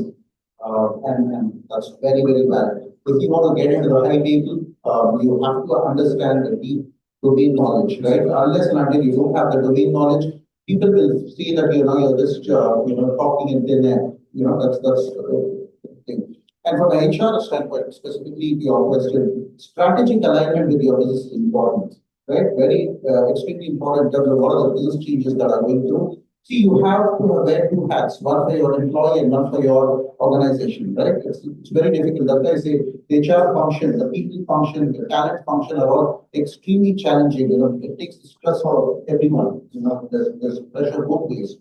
But in terms of how well you balance out, is an important element of success. There are different trends today in terms of learning. We are what Gen Zs, Gen Alphas, whatnot, right? So today people don't come in like half the time. Even in some of the my discourses as well, I see some people sleeping as well. I say that it's no point coming and delivering and people sleep in the class because that's the these are experiential people. They like to experience it, right? That's why there is no way of following the traditional norms. But that said, there are a lot of micro learning patterns, right? People just go through on the go, learn things on the fly, So there are a lot of micro learning, a lot of experiential learning that have really has really increased of late, especially in the current buzzword of Gen AI learning. When people were non-computer grads and so on just get to learn on the flies because of the kind of immersive learning that those kind of patterns have really emerged. And it's important that we need to have and invest in the right kind of tools so that people who you're gathering to. So imagine for a Gen Z, if I ask you, all of you get into the class, they'll say they'll be there physically, but mentally it will be a different question altogether, right? So even this virtual learnings, all of that which happened during COVID, we've seen the kind of patterns. There's a lot of rework, the quality of work has really come down by virtual learning versus IIT versus a e-learning, right? People like to learn all by themselves. So important to understand which strata of your organization you're focusing on, and based on that, if it's a senior executive, I'm sure these campus settings will work well because I'm sure within the 4 or 5 of us, we've gotten so much experience from different industries, where you can really immerse yourself and understand where the challenge is and so on. So understand where the settings, understand who your audience is, and then based on that, the learning solution can be developed. So everything that we covered, whether it is understanding business, or it is software parts, or it is micro learning. So nothing left for me, but one thing which I personally see, it is very, very important, not only for HR, especially for HR, but everyone can get benefited. So only one thing, that is being highly sensitive. Being highly sensitive towards your environment.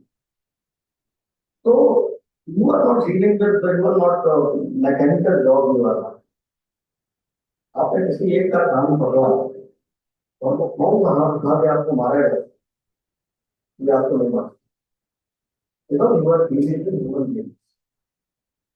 So predictability in social science, if it is 95% or 98%, we say we are science fair. It is not 100%. So this is something for any HR professional. It makes a difference, and once this skill, this core skill of sensitivity, if you master, then rest all will start coming to you. Then you are sensitive, then you are understand from where business is coming, from where money is coming.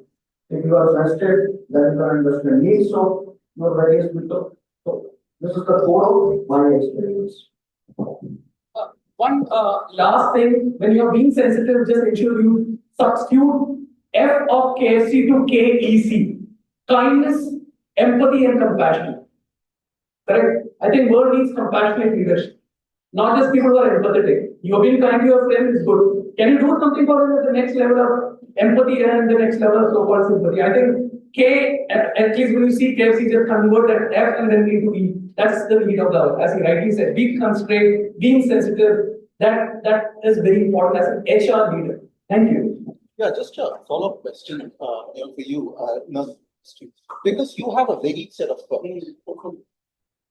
so, Mr. Chandra, you have a varied set of industries you spoke about. I think we more or less comes, the IT calibrates into every aspect of it, right? But from your specific, you spoke about jewelry, spoke about different industries. What are the different learning patterns in your spaces? Because for cement, it could be a different kind of style. It might not be a thing, right? What are the different facets of it, of learning for these people? I don't see any different learning patterns. Learning patterns I see just similar because DNA of the learning, in my experience, it is equally applicable in any industry from which I am exposed to. So it is being sensitive or understanding the signals where changes are happening. And those changes, how you are prepared. Right? So how focused you are being adaptable. So adaptability and resilience, it should be in the DNA, whether it is individual or it is in the organization. So it is applicable to every industry. Second, if we are reading the signals, then how fast we can experiment what we want. So every risk or forecasted risk or any trend which is coming, it is experimentation. I shall share one example of my organization. So again, you might be thinking we are already in building solutions of cement, but do you know that we are in having one building which is out there. So nowhere you will find, you just Google it, Amazon or anywhere, cement is not online. Right? You can get most of the things online, but cement you will not. So we noticed this trend.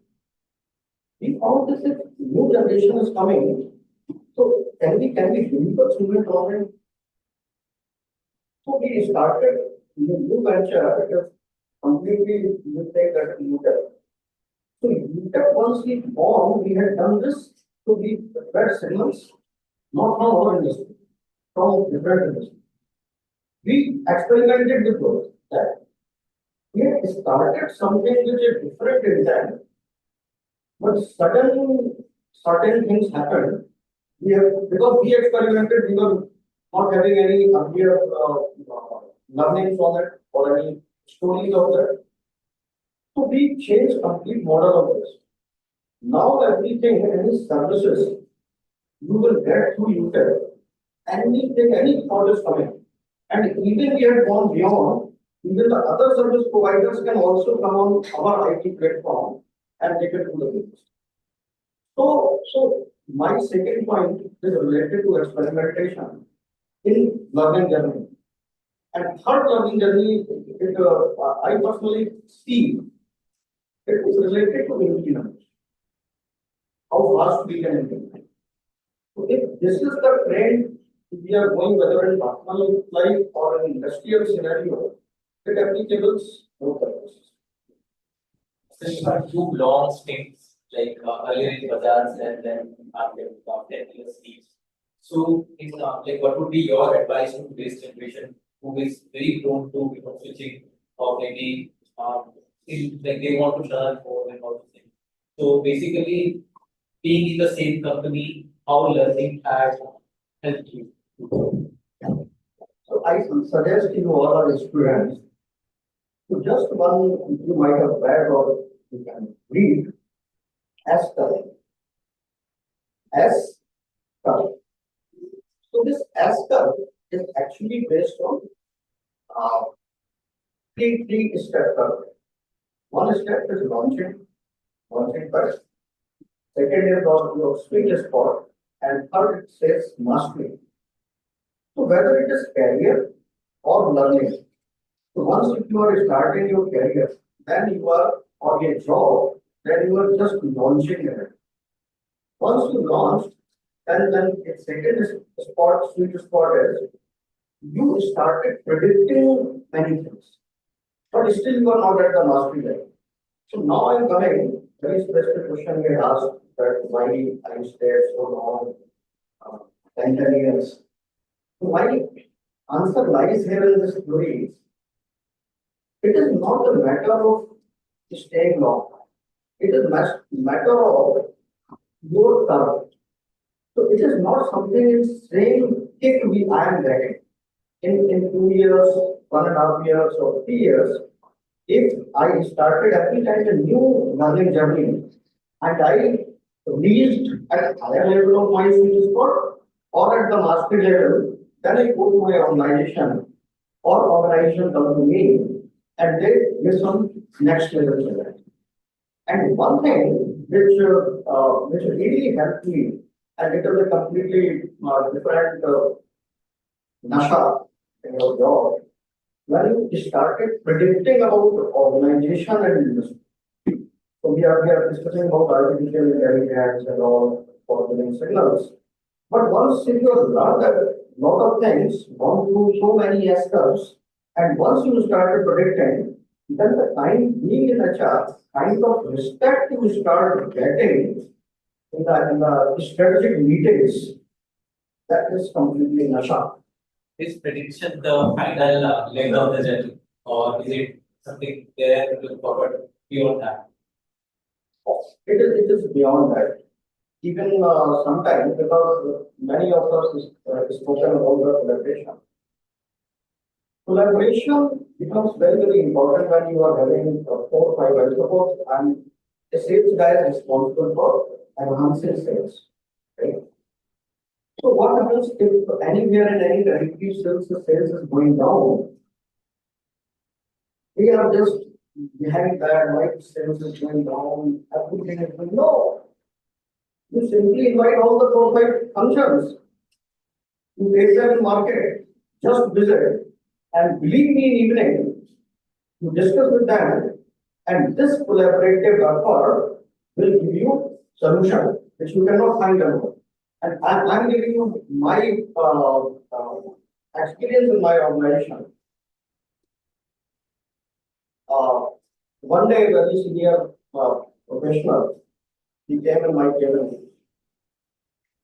Just like that, he told now, अब होनेगा. So first, he was having so much trust on me. He can speak his heart out. अब होनेगा.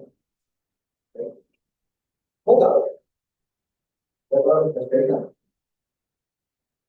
We discussed together.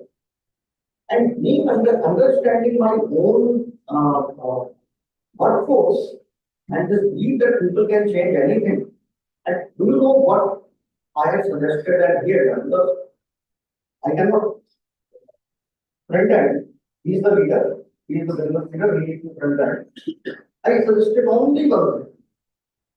This is not the time for your team when you are asking them results.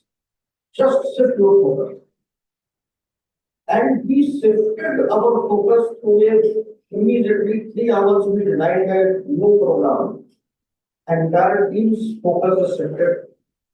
And believe me, in the next 45 days, we had done ever highest meeting. And that was continually it was going on till March. And this business manager was so happy. Now he told Chandra Shekhar we will continue to advance.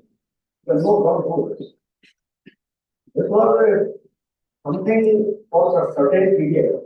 एक दवाई एक time करता है वही होने के बाद ही so this kind of insights when we are discussing, if you are simply hoping or your S terms are less, then immediately business solutions cannot come out. The kind of confidence, feeling delight that I got or respect I am getting, that is actually intoxication for being in any organization purpose.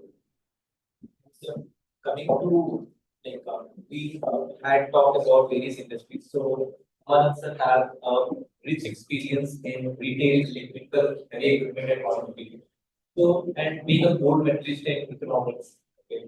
So my question to you is like there are various industries you have worked, and how like what was like how easily you like switch from one industry to another and get to the things or get to the state of it and learn what are the skills or the tools from those industries and grow that. So what would be your advice to them? First of all, the answer is I have not frequently jumped. I have kind of seasoned in the industry. So which means that I have on average have spent 4 years. So get the numbers right. Second part is also to whatever we have discussed, right? I can consciously say and speak because of the fact that these are some things which we have learned in the past. Being in human resource, one of the advantages you have is your ability to move to different sectors. Okay, so that also I'm just picking up what you were talking about. If you feel that you have hit that spot where you are not seeing learning for yourself, you're not growing in terms of your personal thoughts, please remember money is important. Not going to say wrong things to you, but that's not the only thing which is important. That's what something which you need to be mindful of. So when you look at moving, is it a challenge? Of course, yes, because there's only one person who's comfortable with change. Any idea who's that? It's a little baby who, when he or she wants to be, that has to be changed. That's the only person who is comfortable, right? So it's applicable to all of us. But the important thing is there will be fear factors, right? You're moving, you're established, you spend some time in the organization, you become so well adapted, and you also start getting receptive. So there is a good amount of happiness around it. But when you're making a change, it's important to know that you have to start from zero. All your credentials of the past stays the moment you are getting the card at number of the campus. So when you're starting a new job, you have to start with that. The experience is there for working in different organizations. But if you have the openness to learn and restart and then get on, keep that interest of being open to people, open to learn. I think any organization or any sector where the credibility will continue to get added. I think that's my take on what. We had covered a lot about learning and skilling and the experience from organization and employees. So I would like to add another perspective to it, like learning versus failure. Like we do learn, we do try, but we do fail also. So how it is, impacting your organization when you have failed and and you might have seen some instances of failure from your employees or some product you had launched and it failed in spite of putting on so much of efforts or learning. So what is your take?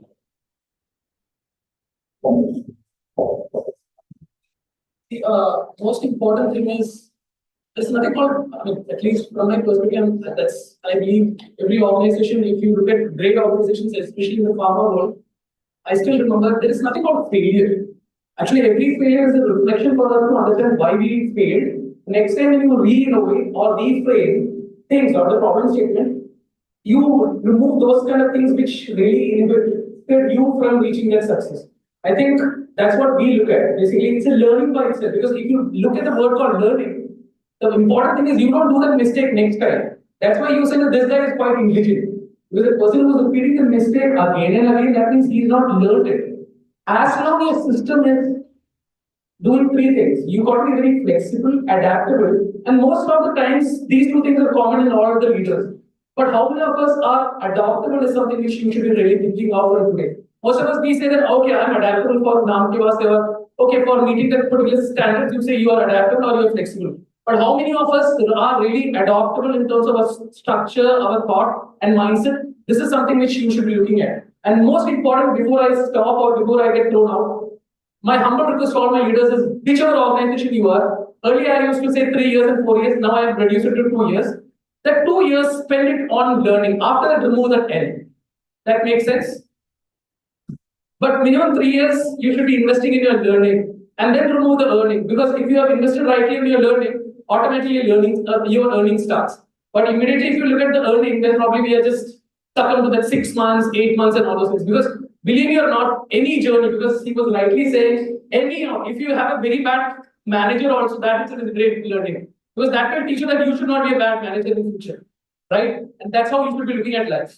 Thank you. It's an interesting perspective. Just to add to that, typically, I know just to the students here is how does performance is evaluated? Let's take performance management is one of the tools there. So what we now are transition is know the performance. Performance is given because you try to put so much of filters to bring and then scaling things. How do we look at this? If you talk about culture again, it's not about what you do, it's about how you do it, right? So especially when you look at managers and you're evaluating leaders, one important basis which gets very closely looked at is, we know that you will deliver performance, you know that you will pick up by you have the good work, you have the skill sets to do it. It's very, very important how you are able to deliver that results. The premium is put on that. We see an opportunity where there is an opportunity where for the employee that he or she has to improve on elements, how he or she is demonstrating that. That's an area we continue to really see the weakness, so that mistakes will happen. But if you have a manager or leader who is ready to proactively help the team to kind of give that space to experiment, at the same time, space to come out with newer aspects, I think that's where we are talking about the change of culture or the culture for the future. So that's an important thing. Yes, right. So any organization, whether you're going to be a startup founder or you're going to join a company, anything, right? Develop entrepreneurial mindset. Unless and until you don't have that, we are as a society, ever since we were, whatever the education system, when we feel people, kind of have a different perspective about it. I'm telling you, during my schooling, some of the last benchers, the previous are today some of the most senior doctors in the UK, the King's Institute, King's Hospital, and so on, right? So it's not about, we always have the, aversion for failure, and because of that, we, look kya kahenge. That is the biggest challenge within, our society. We have to shed that. If you are having a better mindset, you will start to explore. It's okay to fail. It's okay not to repeat it. You learn from your failure, but the investment has already gone through it, right? You have failed, you feel miserable. I have failed. How many times? I've really had tough, kind of choices after a failure. But then, the resilience aspect, the bouncing back, is what determines, what it really has to matter. So, failure is going to be part of us. All of us have collectively had a lot of instances of failures, and that's why we are here. And within the organizations also, right? If an organization has come up with, I have worked in multiple organizations. We have had a very flawed kind of product launches. It has gone bad. Everything is gone. People who are really trained and put that heart and sweat into that particular product really were feeling very demotivated. But then how you bounce back, get into the next set of product launch, what we can do differently. When I was in HP, there was this Palm OS that we acquired, right? And then we wanted to compete. Suddenly, our CEO decided that we compete in the smartphone space, right? But what we were told, we were only focused on the laptops and other related, right? So we were a misfit. It feels visibly. We all worked hard for it, but then we can't show up, right? But that's a learning that we kind of looked at. So that's how we have to embrace failure and take the risk element, into our DNA. I personally see this. I think whenever it's happening, the organization that you are intending to work, I personally see it as a very good culture. It is a good culture. So when we are transitioning from traditional to solutions, we found that psychological safety is becoming a very important aspect in this managing the transitions. So, are my employees are safe to take challenges or risk? If we are not providing, so any environment which is having psychological safety, with some other virtues, then definitely it is a very fertile land. So people like you, it is a good sign. And my second observation which I see, it is not essentially for healing, but wherever you want to land, if you are not landing. One very important thing as a person of organization, you need not to bother about the fellow that you are sharing, but just be there and see in this spot what are the mistakes. If by mistake we landed somewhere, what is there? So there are two incidences where we wanted to land, we not really landed, but that is what given us very different signals, and then but I was studying experimentation. So experimentation mode you are not very much, or exploring mode, you are not much of targets. You not landed, not landed, it's okay. You learn something, you explore something every day. Coming to the end, like we are the end of this discussion, but I have two more questions. Which we will be talking about, and after that I'll give it to the audience. So the next set of like we had tech, then learning, then failures. So like all of this, but how do you measure success in your organization? Like you had invested in a program, all people. So how do you measure success? What are the tools you are using for like you had a learning program, and what is the outcome of it? So,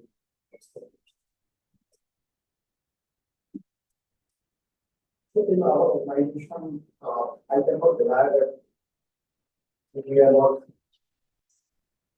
earning profitability or targets, meeting targets. That is one of the core parts.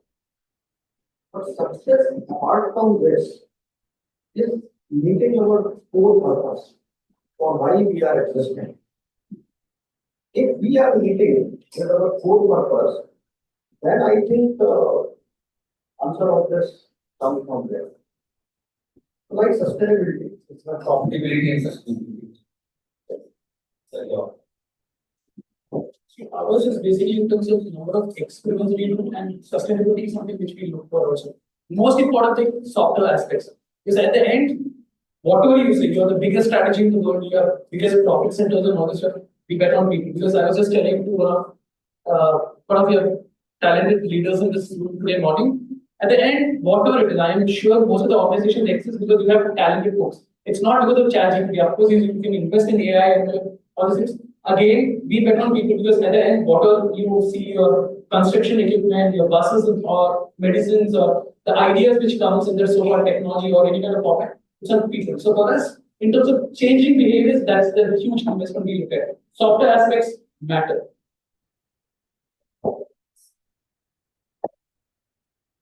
I think the spectrum remains two parts. One is from a business success. So the measure is to look at are we really hitting the purpose? Are we really hitting the financial value, which will be sustainable? Right? So that's important. So of course there are other elements now talking about ESG. There are many more elements. The numbers are very clear. How do you measure the success of being an animal resource? Right? I think the question comes, as we were talking about, is to understand certain cues from the organization. Typically, cues we can find in organizations are how is your engagement index? Right? Are your employees happy being, what's your NPS, Net Promoter Score? How many people will promote your organization internally to others who like-minded, talent or people around you? And the other measure is in terms of course, the traditional measures like how is the attrition? Right? We talked about are we looking at our talent, regrettable attrition. So there are different methods which is there established, both quantitative and qualitative, is important to stay put and stay upfront in terms of understanding how you do that, and continue to work and continue to create opportunities for the existing colleagues to be successful, and also create opportunities for young and talented minds like you to come into the office. So it's not one dot or a one silver point. There are multiple, variables which is there, and each variable will have its own challenges. It's important first to understand what are the variables you're looking at as an organization, and continue to invest not only during that survey which happens throughout the year. That's our goal. I think from a learning development standpoint, we from an organization's perspective is definitely visibility. As soon as we upscale them, we are able to get the availability back on, and also ensure that all opportunities are given internally hired. We get large deals and so on. So if we're able to get a fitment of about 70%, which we done for, and we give 30% in freshers, then that's the success number for us. Okay, before the closing comments of our panelists. So the last topic would be social media. So all of you must be using these sorts like Serap, etc., Alpha, etc. So the thing is that how how your organization is looking into that. Because nowadays you open fields, you see a lot of education and learning happens over there, but it's very small. The division is very small. So how it is impacting your organization, or how your organization is building, maybe someone from podcast or having their own channel. So how they're reaching out to the audience and engaging them. In my organization, I've already told that we are having Galileo virtual campus. In Galileo virtual campus, we are having small nuggets. And especially when I'm speaking about the marketing workforce, we are having time for marketing and market workforce in there. These small learning nuggets are the new thing. They are not interested to sit in front of any laptop for 1 hour or 2 hours whenever they are on the move. They are just reading. So in this many conditions that we have made, we kind of certain organizations, they were preparing the small nugget for us, and it was working. And moreover, this virtual campus is helping. And so this is the internal thing which we are doing. And for social media, I don't know whether your question or not, but for social media, I have a very different view. This lot of learning and education content is available there. But is this really beneficial to you? Because sometimes when you are having an education, you are going to Google, and it is capturing your complete thoughts. You are going to explore something else, and it's fascinating path taking you somewhere, some land. So I don't know. So this is just something which I just wanted one of you to be little conscious. It is good and bad. I come to you. Yeah, I feel this. Yes. No, I definitely concur. This is one of the biggest challenges when your colleague of mine is today, a month back, he was announced as the chief responsible officer at Accenture, and there is a huge bias. There's no two ways about it. What we get, even that's the problem with the Gen AI and all of that, right? Whatever the algorithms which these tools throw up will what I don't know how many of you have seen that movie of Amitabh Bachchan and Abhishek Bachchan, where he says capturing the search is important. So, that's how you control the minds of the people. So we have to be careful about it. We don't get a prisoner of our mindset getting captured. So that is definitely a biggest threat, I would say. I will answer this in two parts. Okay, one is from an organization perspective. Every organization needs to have the social media because of the Gen Zs and Gen Ys. You guys spend a lot of time on social media, but from your perspective, right? Every organization does a lot of marketing campaigns, a lot of, they do a lot of stuff. You get the analytics and so on in terms of, dipstick of your product services. But from your perspective, you guys have to be, latched on to LinkedIn.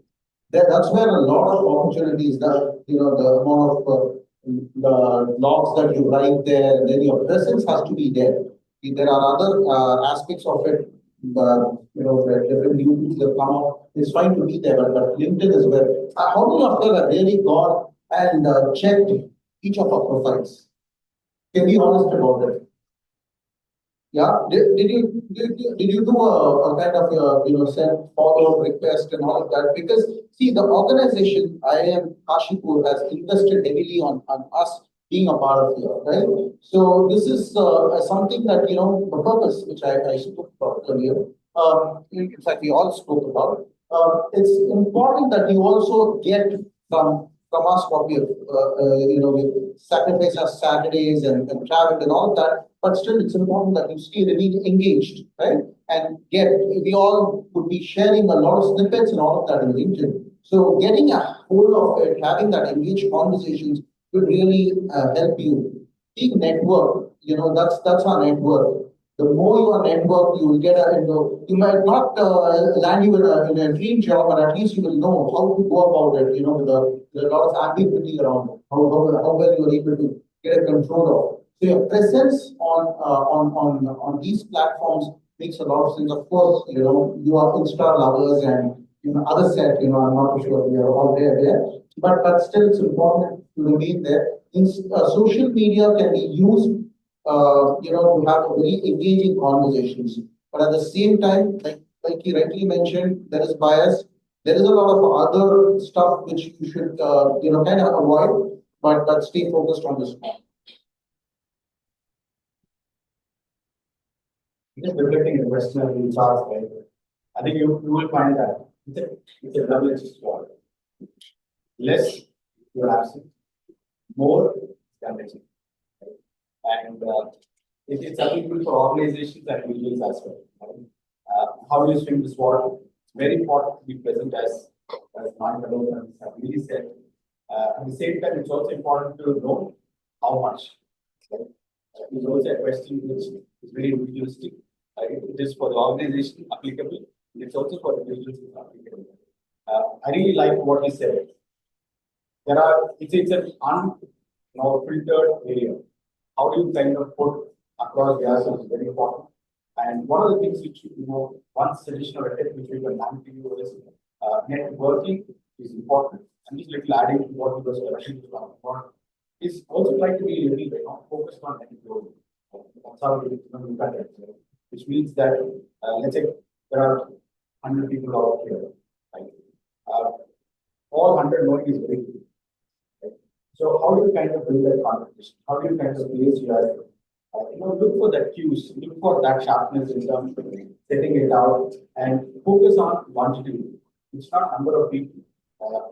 We cannot, of course, I would definitely not make the mistake of advising you because first I don't take and I also don't do. Each one of you are responsible to understand that it's not the number of people you know, but the quality of people you have to practice. I mean, as well as quality of time you are. Of course, there are lessons, ones to perception or I'm trying to do it. But focus, if you're able to focus on that element of quality of relationships, I think that will really take far. For some, it could be applicable. For some, naturally, you can connect with 20, 30, 40 people like that. If that is your strength, so be it. For some, connecting with 2-3 people is what their maximum social quotient would available people. Please don't get worried about it. That is your personalities is okay, but also remember there are other ways to look at it. Is what we would say. And the last rounding it out, from an organization perspective, I think it's very, very important to be conscious of what we say, right? And how we say both are very important for us because for every point of view place, there will be 3 points of view to say against it. It's important for us to be clear on what we are saying, be extremely mindful on what we say and how we say it. That's something which we will continue to focus on. And that's something which is going to be the way forward for persons as well as others. So to close it down, I give it to Naveen sir. and to remind you he's a motivational speaker. So, Looks like that's a warning for me. Okay, sorry about that. Okay, from an organization standpoint, I just want everyone to understand. I'm sure all my leaders would also know something about employment value proposition, right? I'm sure. Now, kindly don't use that word. It's gone. Use something called experience value proposition. I want everyone to understand that. So, from our organization's point, what we do is something called the touch points. Experience value proposition is something which we do as part of social media. Like how much lives or how many careers we touch. Basically, how do you touch it is very important. I'm sure everyone is doing it, but experience value proposition is something which we are working at this point of time. Most important for me, social media from an individual leadership standpoint would be in terms of rightly said, not human capital, probably I'm just changing it called social capital. But social capital with a lot of social intelligence. You get to know what to speak and what not to speak. That is where that again differentiates good from the great. Period. No, I'm not better at it. Thank you. Considering little state to him, I'm taking up his energy. So what we're trying to do is, that's a nice way to look at it. That's exactly the reason why we are not re-christened ourselves. We don't call ourselves anymore human resource. We talk about how we are calling ourselves. That's a big shift. Just that, not the name, but how you can partner and work with different stakeholders, create that experience for you. And then you're not alone in the journey. You are actually co-leading it with your leaders. Okay? That's how it is. I hope the issue will also change it from HR to people with partners, because that is what the industry has shifted to. And with this, we are closing down the discussion and I'm looking it for the audience. So, if you have any questions in the panelists too. Fine.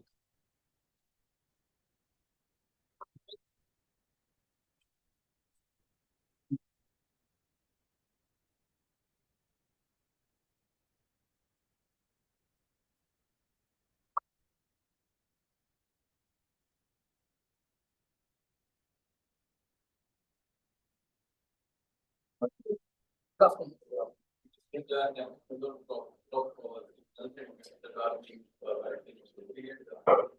COVID, they would cut off jobs that are being online they most of 20% people are actually at 60% and probably much higher in the Indian market. So, as the leader, how do you observe this trend and we think it is the negative thing of no down or negative.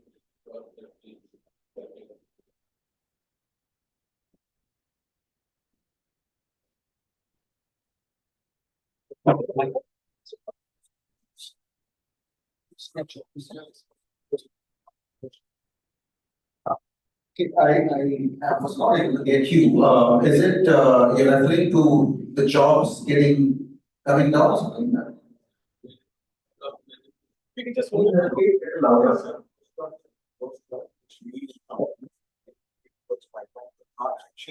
Yeah, okay, that just check, okay. See, I agree, it's what we see in LinkedIn versus what's available on the go is completely different. That's because for a reason, there could be a deal that we would have won or people, we would have won it and hired based on an additional deal, right? That we need about 300, 400 jobs. So immediately, the HR, the people, the talent function immediately goes through the social route as well. They look at internal, they will scope for campuses, then they will scope for early career guidance campaign, right? So the point is they would easily go and fulfill it because it's delaying it is going to be adding to loss of visibility and loss of revenue. So, but they don't go ahead and close it in LinkedIn so that that's evident. It's not real time. If you look at our day or something like that, right? Any of the platforms. Once you close the web, the IGP gets closed, but it's not accessible to LinkedIn. That stays there. We are definitely raising that with our talent partners to ensure that closure in the IGPs or through the workday function also reflects in the LinkedIn. but that change will have to take place. I completely agree. We kind of, a lot of my friends also send it across. And when I go and check it in my database, it's not there. It's not active anymore. It could be fulfilled internally, or that role itself has been taken over by someone else. So there are varied reasons for it. I'm not getting into it, but yes, point has to be to go and switch off foundation. Thank you.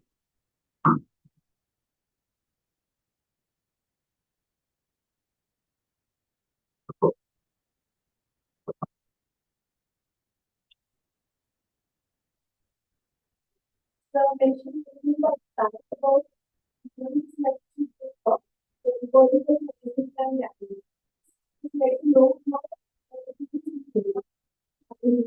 can you about the style of learning and how important it is for them to do what mindset should they have? Really interesting. And it starts there. So typically when you talk about career development or career frameworks, first thing which we establish is that the growth mindset starts with the leader. Right? What it means is everybody wants to have a ready-made talent. Okay, there is no vacancy. I'm happy to look at somebody who can immediately do. And the good news or the bad news is, 90% you will not get that scenario, right? So that's the conversation what we do. Let's say, for example, from a talent perspective, when we look at our talent review councils, what we do is on every quarterly basis, kind of look at, right? What are critical roles? What's our readiness to, prepare for this critical roles? Do we have a ready now talent available, or do we have a talent which is ready 1 year or ready in 2 years? And what we leaders to think through is look at ready now talent. We also look at, look at people from other areas also. And really foster this to happen on an execution basis, because you can talk about great things in in a conference, you can talk about great things in a town hall. If people don't see action, if people don't see attraction of people moving from one function to another function, if they don't see growth happening on the ground, all that you can communicate, the credibility of talking becomes useless. Right? So long story short, we start with the leaders, we continue to engage with leaders, nudge them to make it in action. Right? And we also, once we do that, we make sure that we're communicating to employees at different forms in different ways, so that mindset of career and growth, the horizontal and diagonal, is also acknowledged and realized. Yeah. And if time permits, you can read a fantastic book called Swiggly Careers. It's there in your library. And their TED Talk is also equally good. No more it's horizontal and vertical. Word is moving with Swiggly careers kind of stuff. So you can read that. I think this girl here was raising hand first. Yeah. No. Good afternoon, everybody. My name is Taylor. Mentioned about vulnerability. So why is it an important factor? Like, being vulnerable, people tend to take it as a sign of weakness. But I think completely opposite of it, like you are vulnerable. You are a great person because expressing what you think is very clear. So why do you think it is an important factor, and why people think it is a sign of weakness? Awesome. It's no more a sign of weakness. I'm very happy to know that you are a quite vulnerable person. As long as you can ask questions, that shows that you have an inbuilt trait called curiosity. Number one. That also shows you have a promotion mindset, not prevention mindset that the person behind you says, don't ask, you look like a fool. Third, it also says that you are having a mindset of taking experimentation in your mind. So if you have these three things, probably that's one thing which separates you from good to great. And if you look at great things in life, they have always happened because they move from something called psychological safety. Your so-called environment provides you a venue where you can make mistakes, and that mistakes and failure are something which is really said fantastic. You again make mistakes and learn from that. You look at something like a farmer, that's only because the whole success of any kind of farmer, because I'm sure Pfizer kind of company is #1 in the world, they've only succeeded because that whole platform or the environment is so conducive to make mistakes. I don't know how many of you know about AAR. after action reviews. We always say, speak about success. Anything happens in the world of so-called Boeings and Airbuses, they say AAR, after action reviews. Why did that failure happen? And what we can learn from that? As long you have it and you're vulnerable to ask questions saying that I'm a stupid person, I don't know anything, world embraces that. Gone are those days when your manager would say, don't ask questions. These days, managers are still being told, you should be vulnerable because if you don't know, you should be asking your so-called, your juniors. That shows that trust, that opens for collaboration. I don't know whether I confused you or I convinced you. Thank you. Super. Thank you.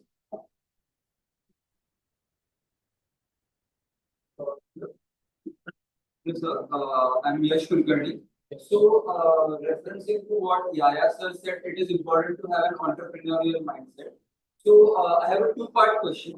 How important is it for companies to foster intrapreneurship? And what you as business leaders are following the practices to foster entrepreneurs? And how, as students, we can leverage entrepreneurial mindset to contribute towards the organization and impact towards the society in a better way? Thank you. Sure.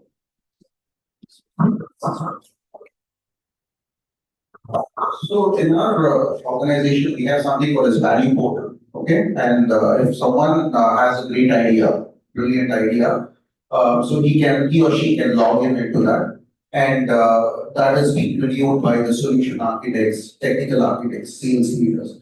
If it works well, they go have a conversation with the customer. Customer says, yes, this is a great idea, I want to take this.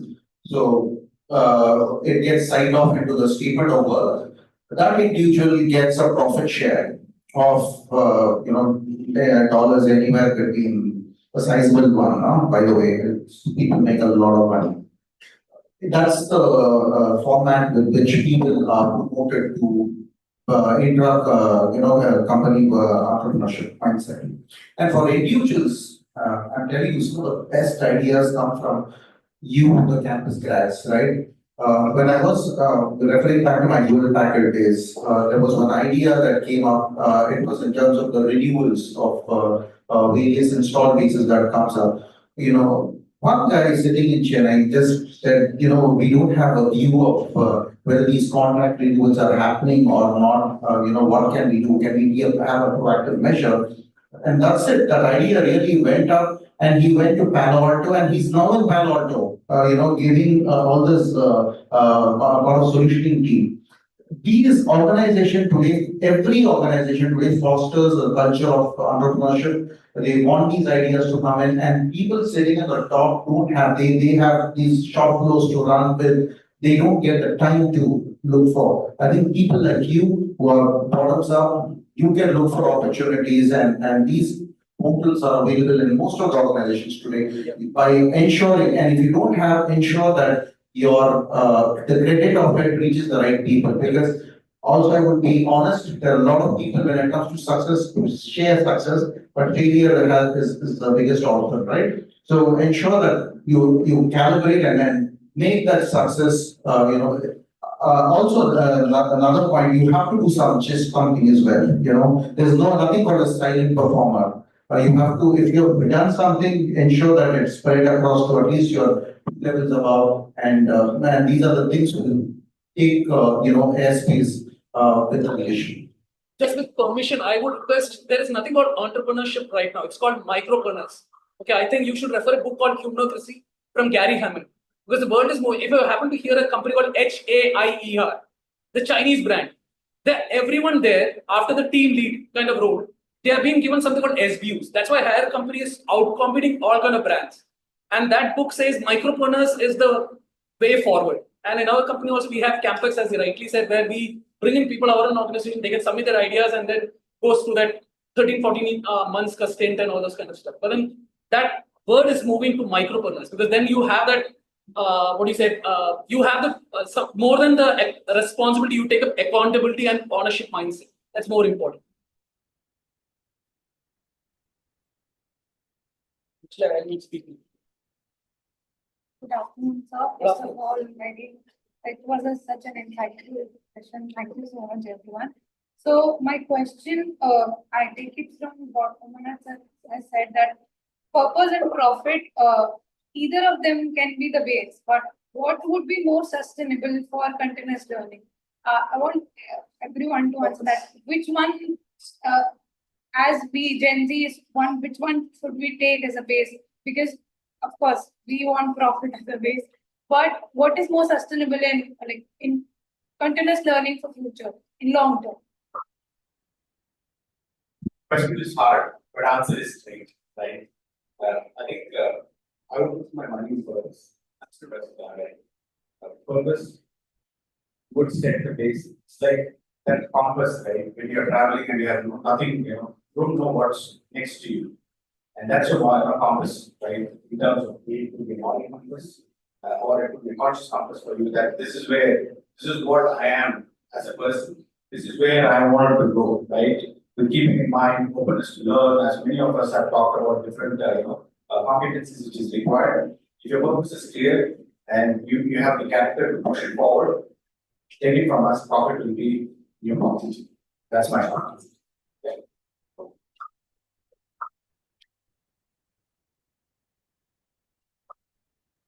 I can point is working, and you do not mistake the purpose without action is useless. So purpose and action has to go hand in hand before it goes. How do you use this? So purpose and profitability. There is a very interesting. Have you seen the direction of yours? Like, what is profitability and purpose? High profitability, value system may be low, or purpose of existence. So you should always choose purpose means why are you existing or for what you are existing.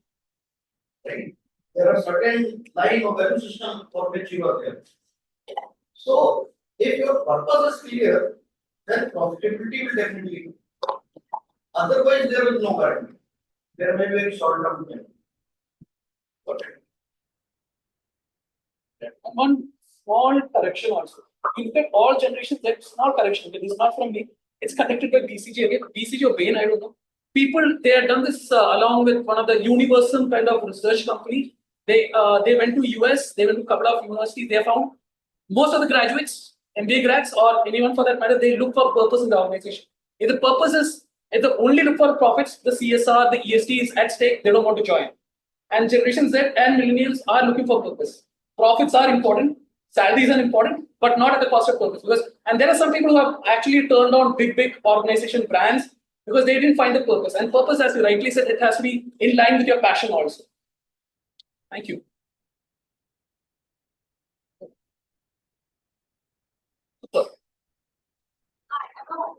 Perfect. Good afternoon.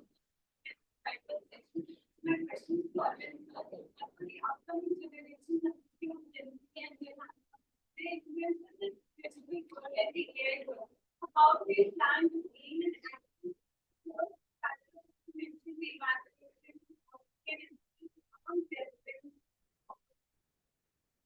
Awesome. Thank you very much for putting me in spot. Very important thing is I've never said AI at the cost of these three things. Most important thing is you cannot substitute. I mean, probably AI at some point of time will start doing empathy also. Nowadays, also I can see some of the tools have become mothers also for small babies.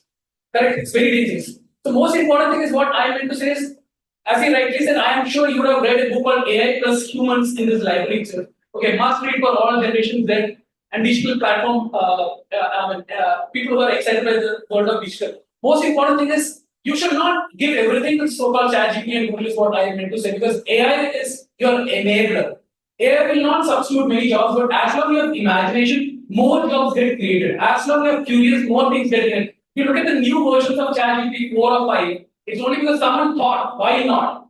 So the questioning part, as long as it is with us, you can train the machines. If you look at the so-called AI or the ML, because ML is learning, correct? You get a lot of decision kind of scenarios and it's learning. So that scenario is coming because human mind is thinking, correct? Why and why not? If and if not. So if as long as you have ICE, imagination, curiosity, and empathy, you can always beat systems or the so-called machines is what I personally feel. But digital is essential, the base of it. Digital literacy is one of the important skills as well. Confused or convinced? I'm not sure. Thank you. The last question. Oh, okay. That will bring down the curiosity. She's got, I think, let's give them. Okay. So, I have a very basic question regarding relevant, like from personal experience. I was hired on the basis of potential, but in my organization, there were people who were more talented and who were working from like past 5 to 10 years, but their package and my package was same. So there that happens like till what time should we stay? Because again, they are not getting that high. And I was being a fresher, I was hired package equal to them. So that was, rising a question like they were not seeing me like as a, like, okay, she has been had on the potential, but why? Why is she getting equal to me? So that is the thing, like from HR perspective, like why this is happening in the organization. See, it's all to do with the skills, okay? And Cognizant was trawled last week, right? Just because the 2.4. See, you should understand, right? For a process associate, which is keyboard burner, right? You just come and do. You cannot give them a 7.8 or a 10 lakh package, right? It's not an apple to apple comparison. You have to understand if you join a role, you have to be it determines. See, we hire from the from the best of the best from IIT Madras. Okay, and then the package starts at 50 lakhs. Can someone who will be a managing director in some country wouldn't have been getting 50 lakhs? He'll say that what's wrong. This kid who's just joined is competing with me. That doesn't work that way. It's the amount of value that you bring to the table. If the guy is extremely sharp, guy or girl, whoever it is, right? I'm telling you, there's no organizations don't hold back.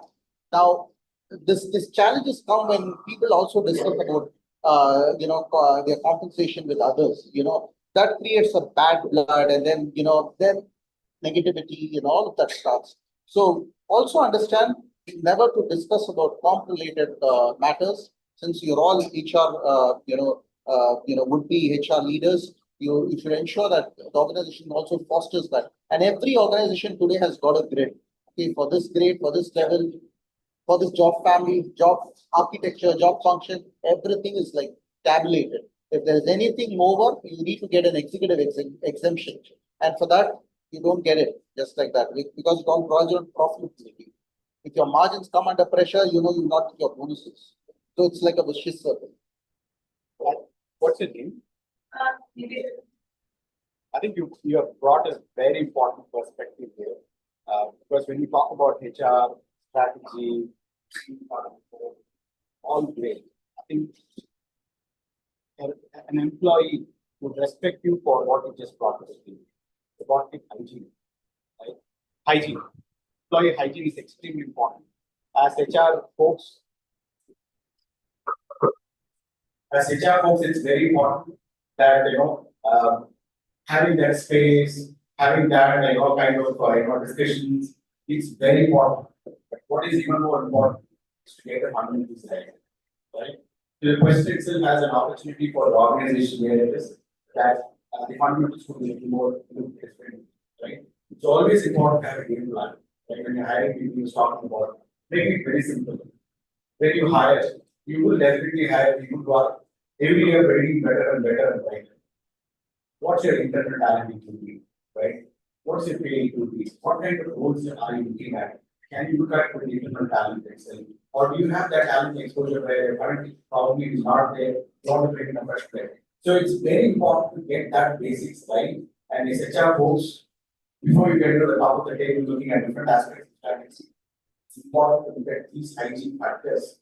These hygiene factors are not meant well. What it would do is it would attract 50 bright minds and allow a huge attrition of the existing people who have been there for long. Please remember, if there are 100 people in an organization, all 100 will not be a top talent. Right? You will have if you look at the curve and see, the 10 to 50% will be a top talent. Your bottom is let's say 5 to 10%. The organization is still moved by that 80 to 90 to 80% of the percentile of people who come in and then do the job for you. Right? So as an HR group, it's very important to have a view of the entire organization. And it requires different strokes for you to manage different folks. Right? Just keep in mind, great question. Sorry. definitely is one of the best questions. And even in my organization, from 4 generations or even 5th generation started. This is very weird question for me. And the executives who were earlier coming in strategic meeting, then they were coming and they were no my idea. So immediate in any organization, for example, if project management software even it will change. These are the guys who first raised their hand for training programs development programs. And the people who were not raising hands, they were doing everything. So my point is here when organizations are changing, right? They know what turn they want to make. So you as a youngsters need not to worry. I am having this X amount and the person who is working here for 15 years is X amount. This competence which they are not able to bring.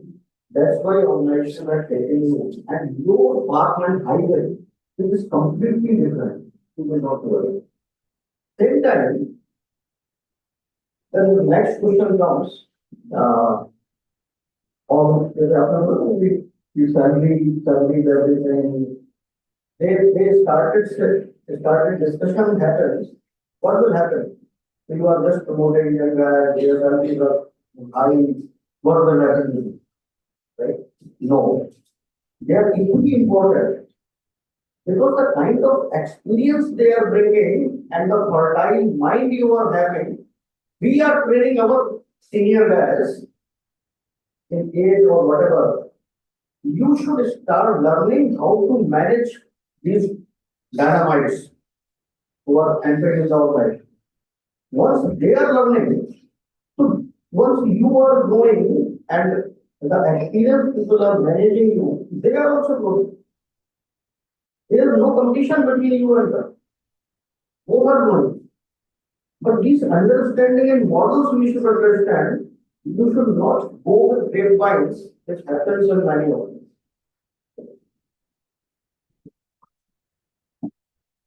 Maybe I also add in there. I'll confuse you better. Thank you for the brilliant question. Now the question to you all is, why should I hire you? Correct, that's the answer. Because you bring in value, correct, towards action and thought, because that's something which you get evaluated during the interviews or assessments. Impact in the so-called, whatever the so-called you have in your profile, and what you speak and deliver on the ground. So when some of you might get assignments also before the job. Third is in terms of the contributions you're going to make, because sometimes you have seen 6 months until confirmation gets over, correct? And that decides whether you are a potential or a performer. Performer means it's good. You are one among that 60 or 70% group. But if you are a potential, you'll get into that 10%, and that's what you should be looking at. 10% is totally a high potential guys.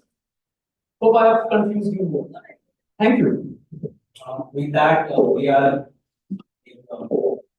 calling an end to the day, and continuous learning, adaptability, and your willingness to accept new technologies. So that would help you in grow in your career, in your organization, and that is also true for the organization as well. With that, we conclude our session. I hope you had done well in this session, and it is exciting. Thank you all.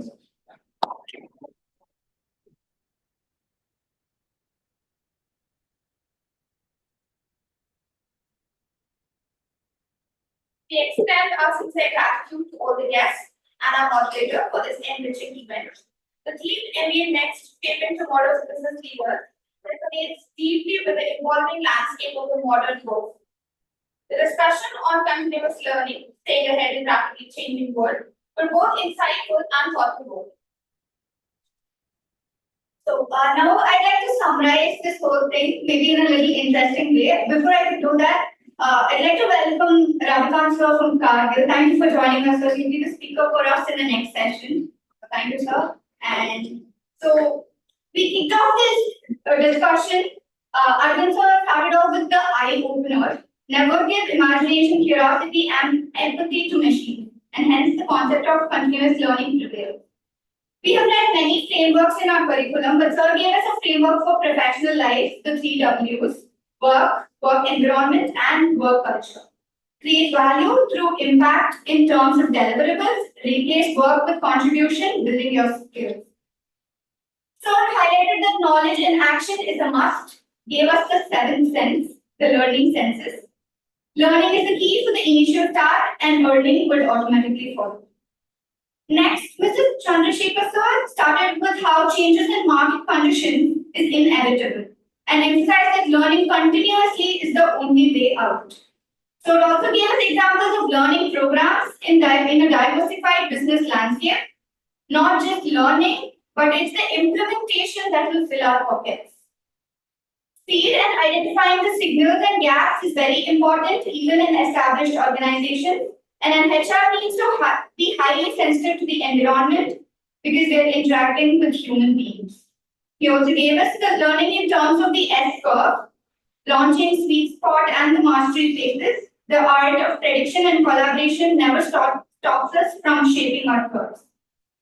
Next, Mr. Umanath sir gave us this tip that we can cherish for lifelong.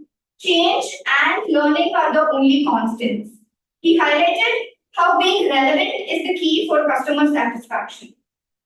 Our country stands tall because of the young minds and the continuous learning mindset.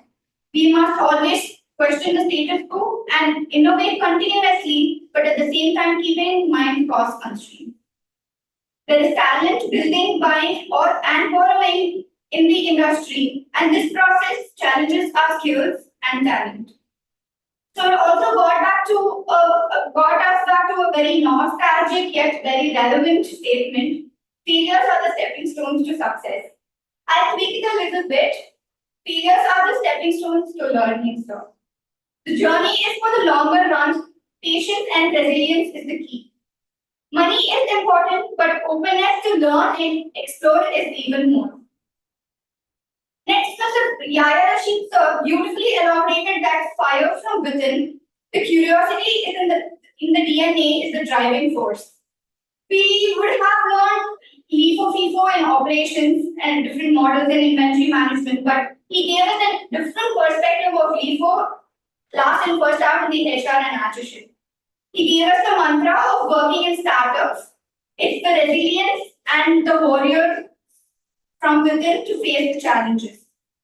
He gave us a quick tip package, how mindset, skill set, and the tool set is very important. Put it how we need to find our purpose. And that AI is just a tool, it's the mindset matters on how we navigate through AI. We also had a final round of general discussion on how success is defined in organizations, profitability and sustainability, number of experiments, in-house talent, working on cues within the organization, and finding the opportunities in people. It's people and the experience that ultimately matters. Chandra sir beautifully navigated through the entire discussion. We never knew the time flying by. Thank you very much for moderating the session, sir. Finally, thanks to the audience for this interactive and interesting round of Q&A, getting out concepts like AAR. We usually know ARR, but we got to know after action learning concepts. So this is, I hope I could make it a little interesting. And thank you very much once again to all the guests here to have contributed their time and efforts for each one of this.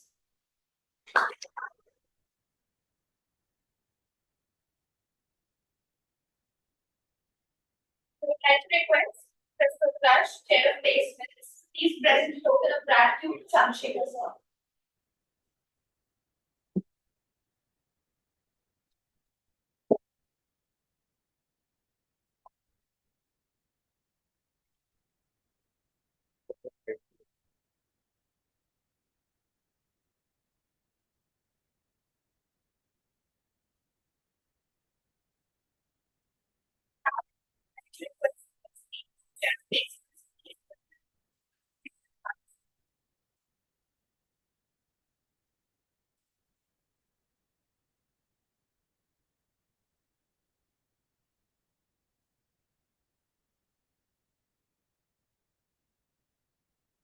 Now request Professor Participant, Associate Dean at IIM Next, to please present the token of gratitude to Oman answer.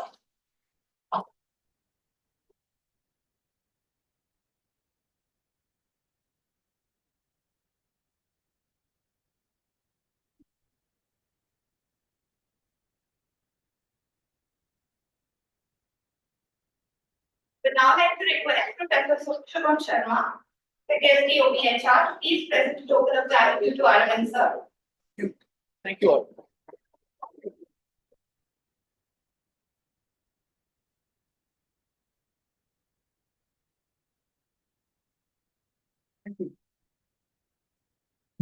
Would now like to extend a special thank you to Mr. Jain, a proud alumni of IIM Kashipur, to have accepted and moderate this session with full enthusiasm. I would request Mr. Raju to speak to family.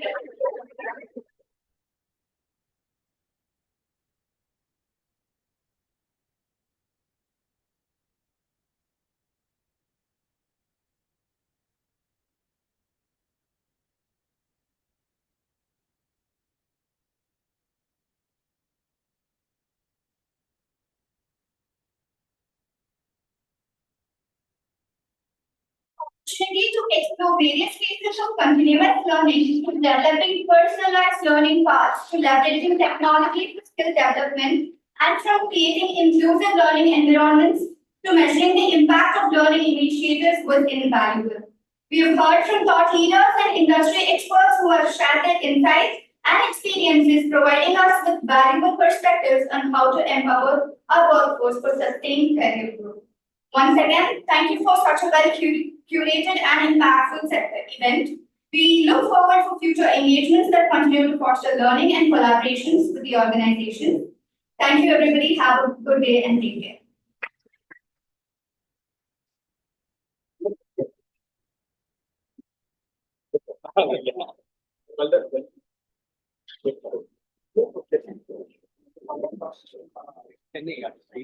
Oh,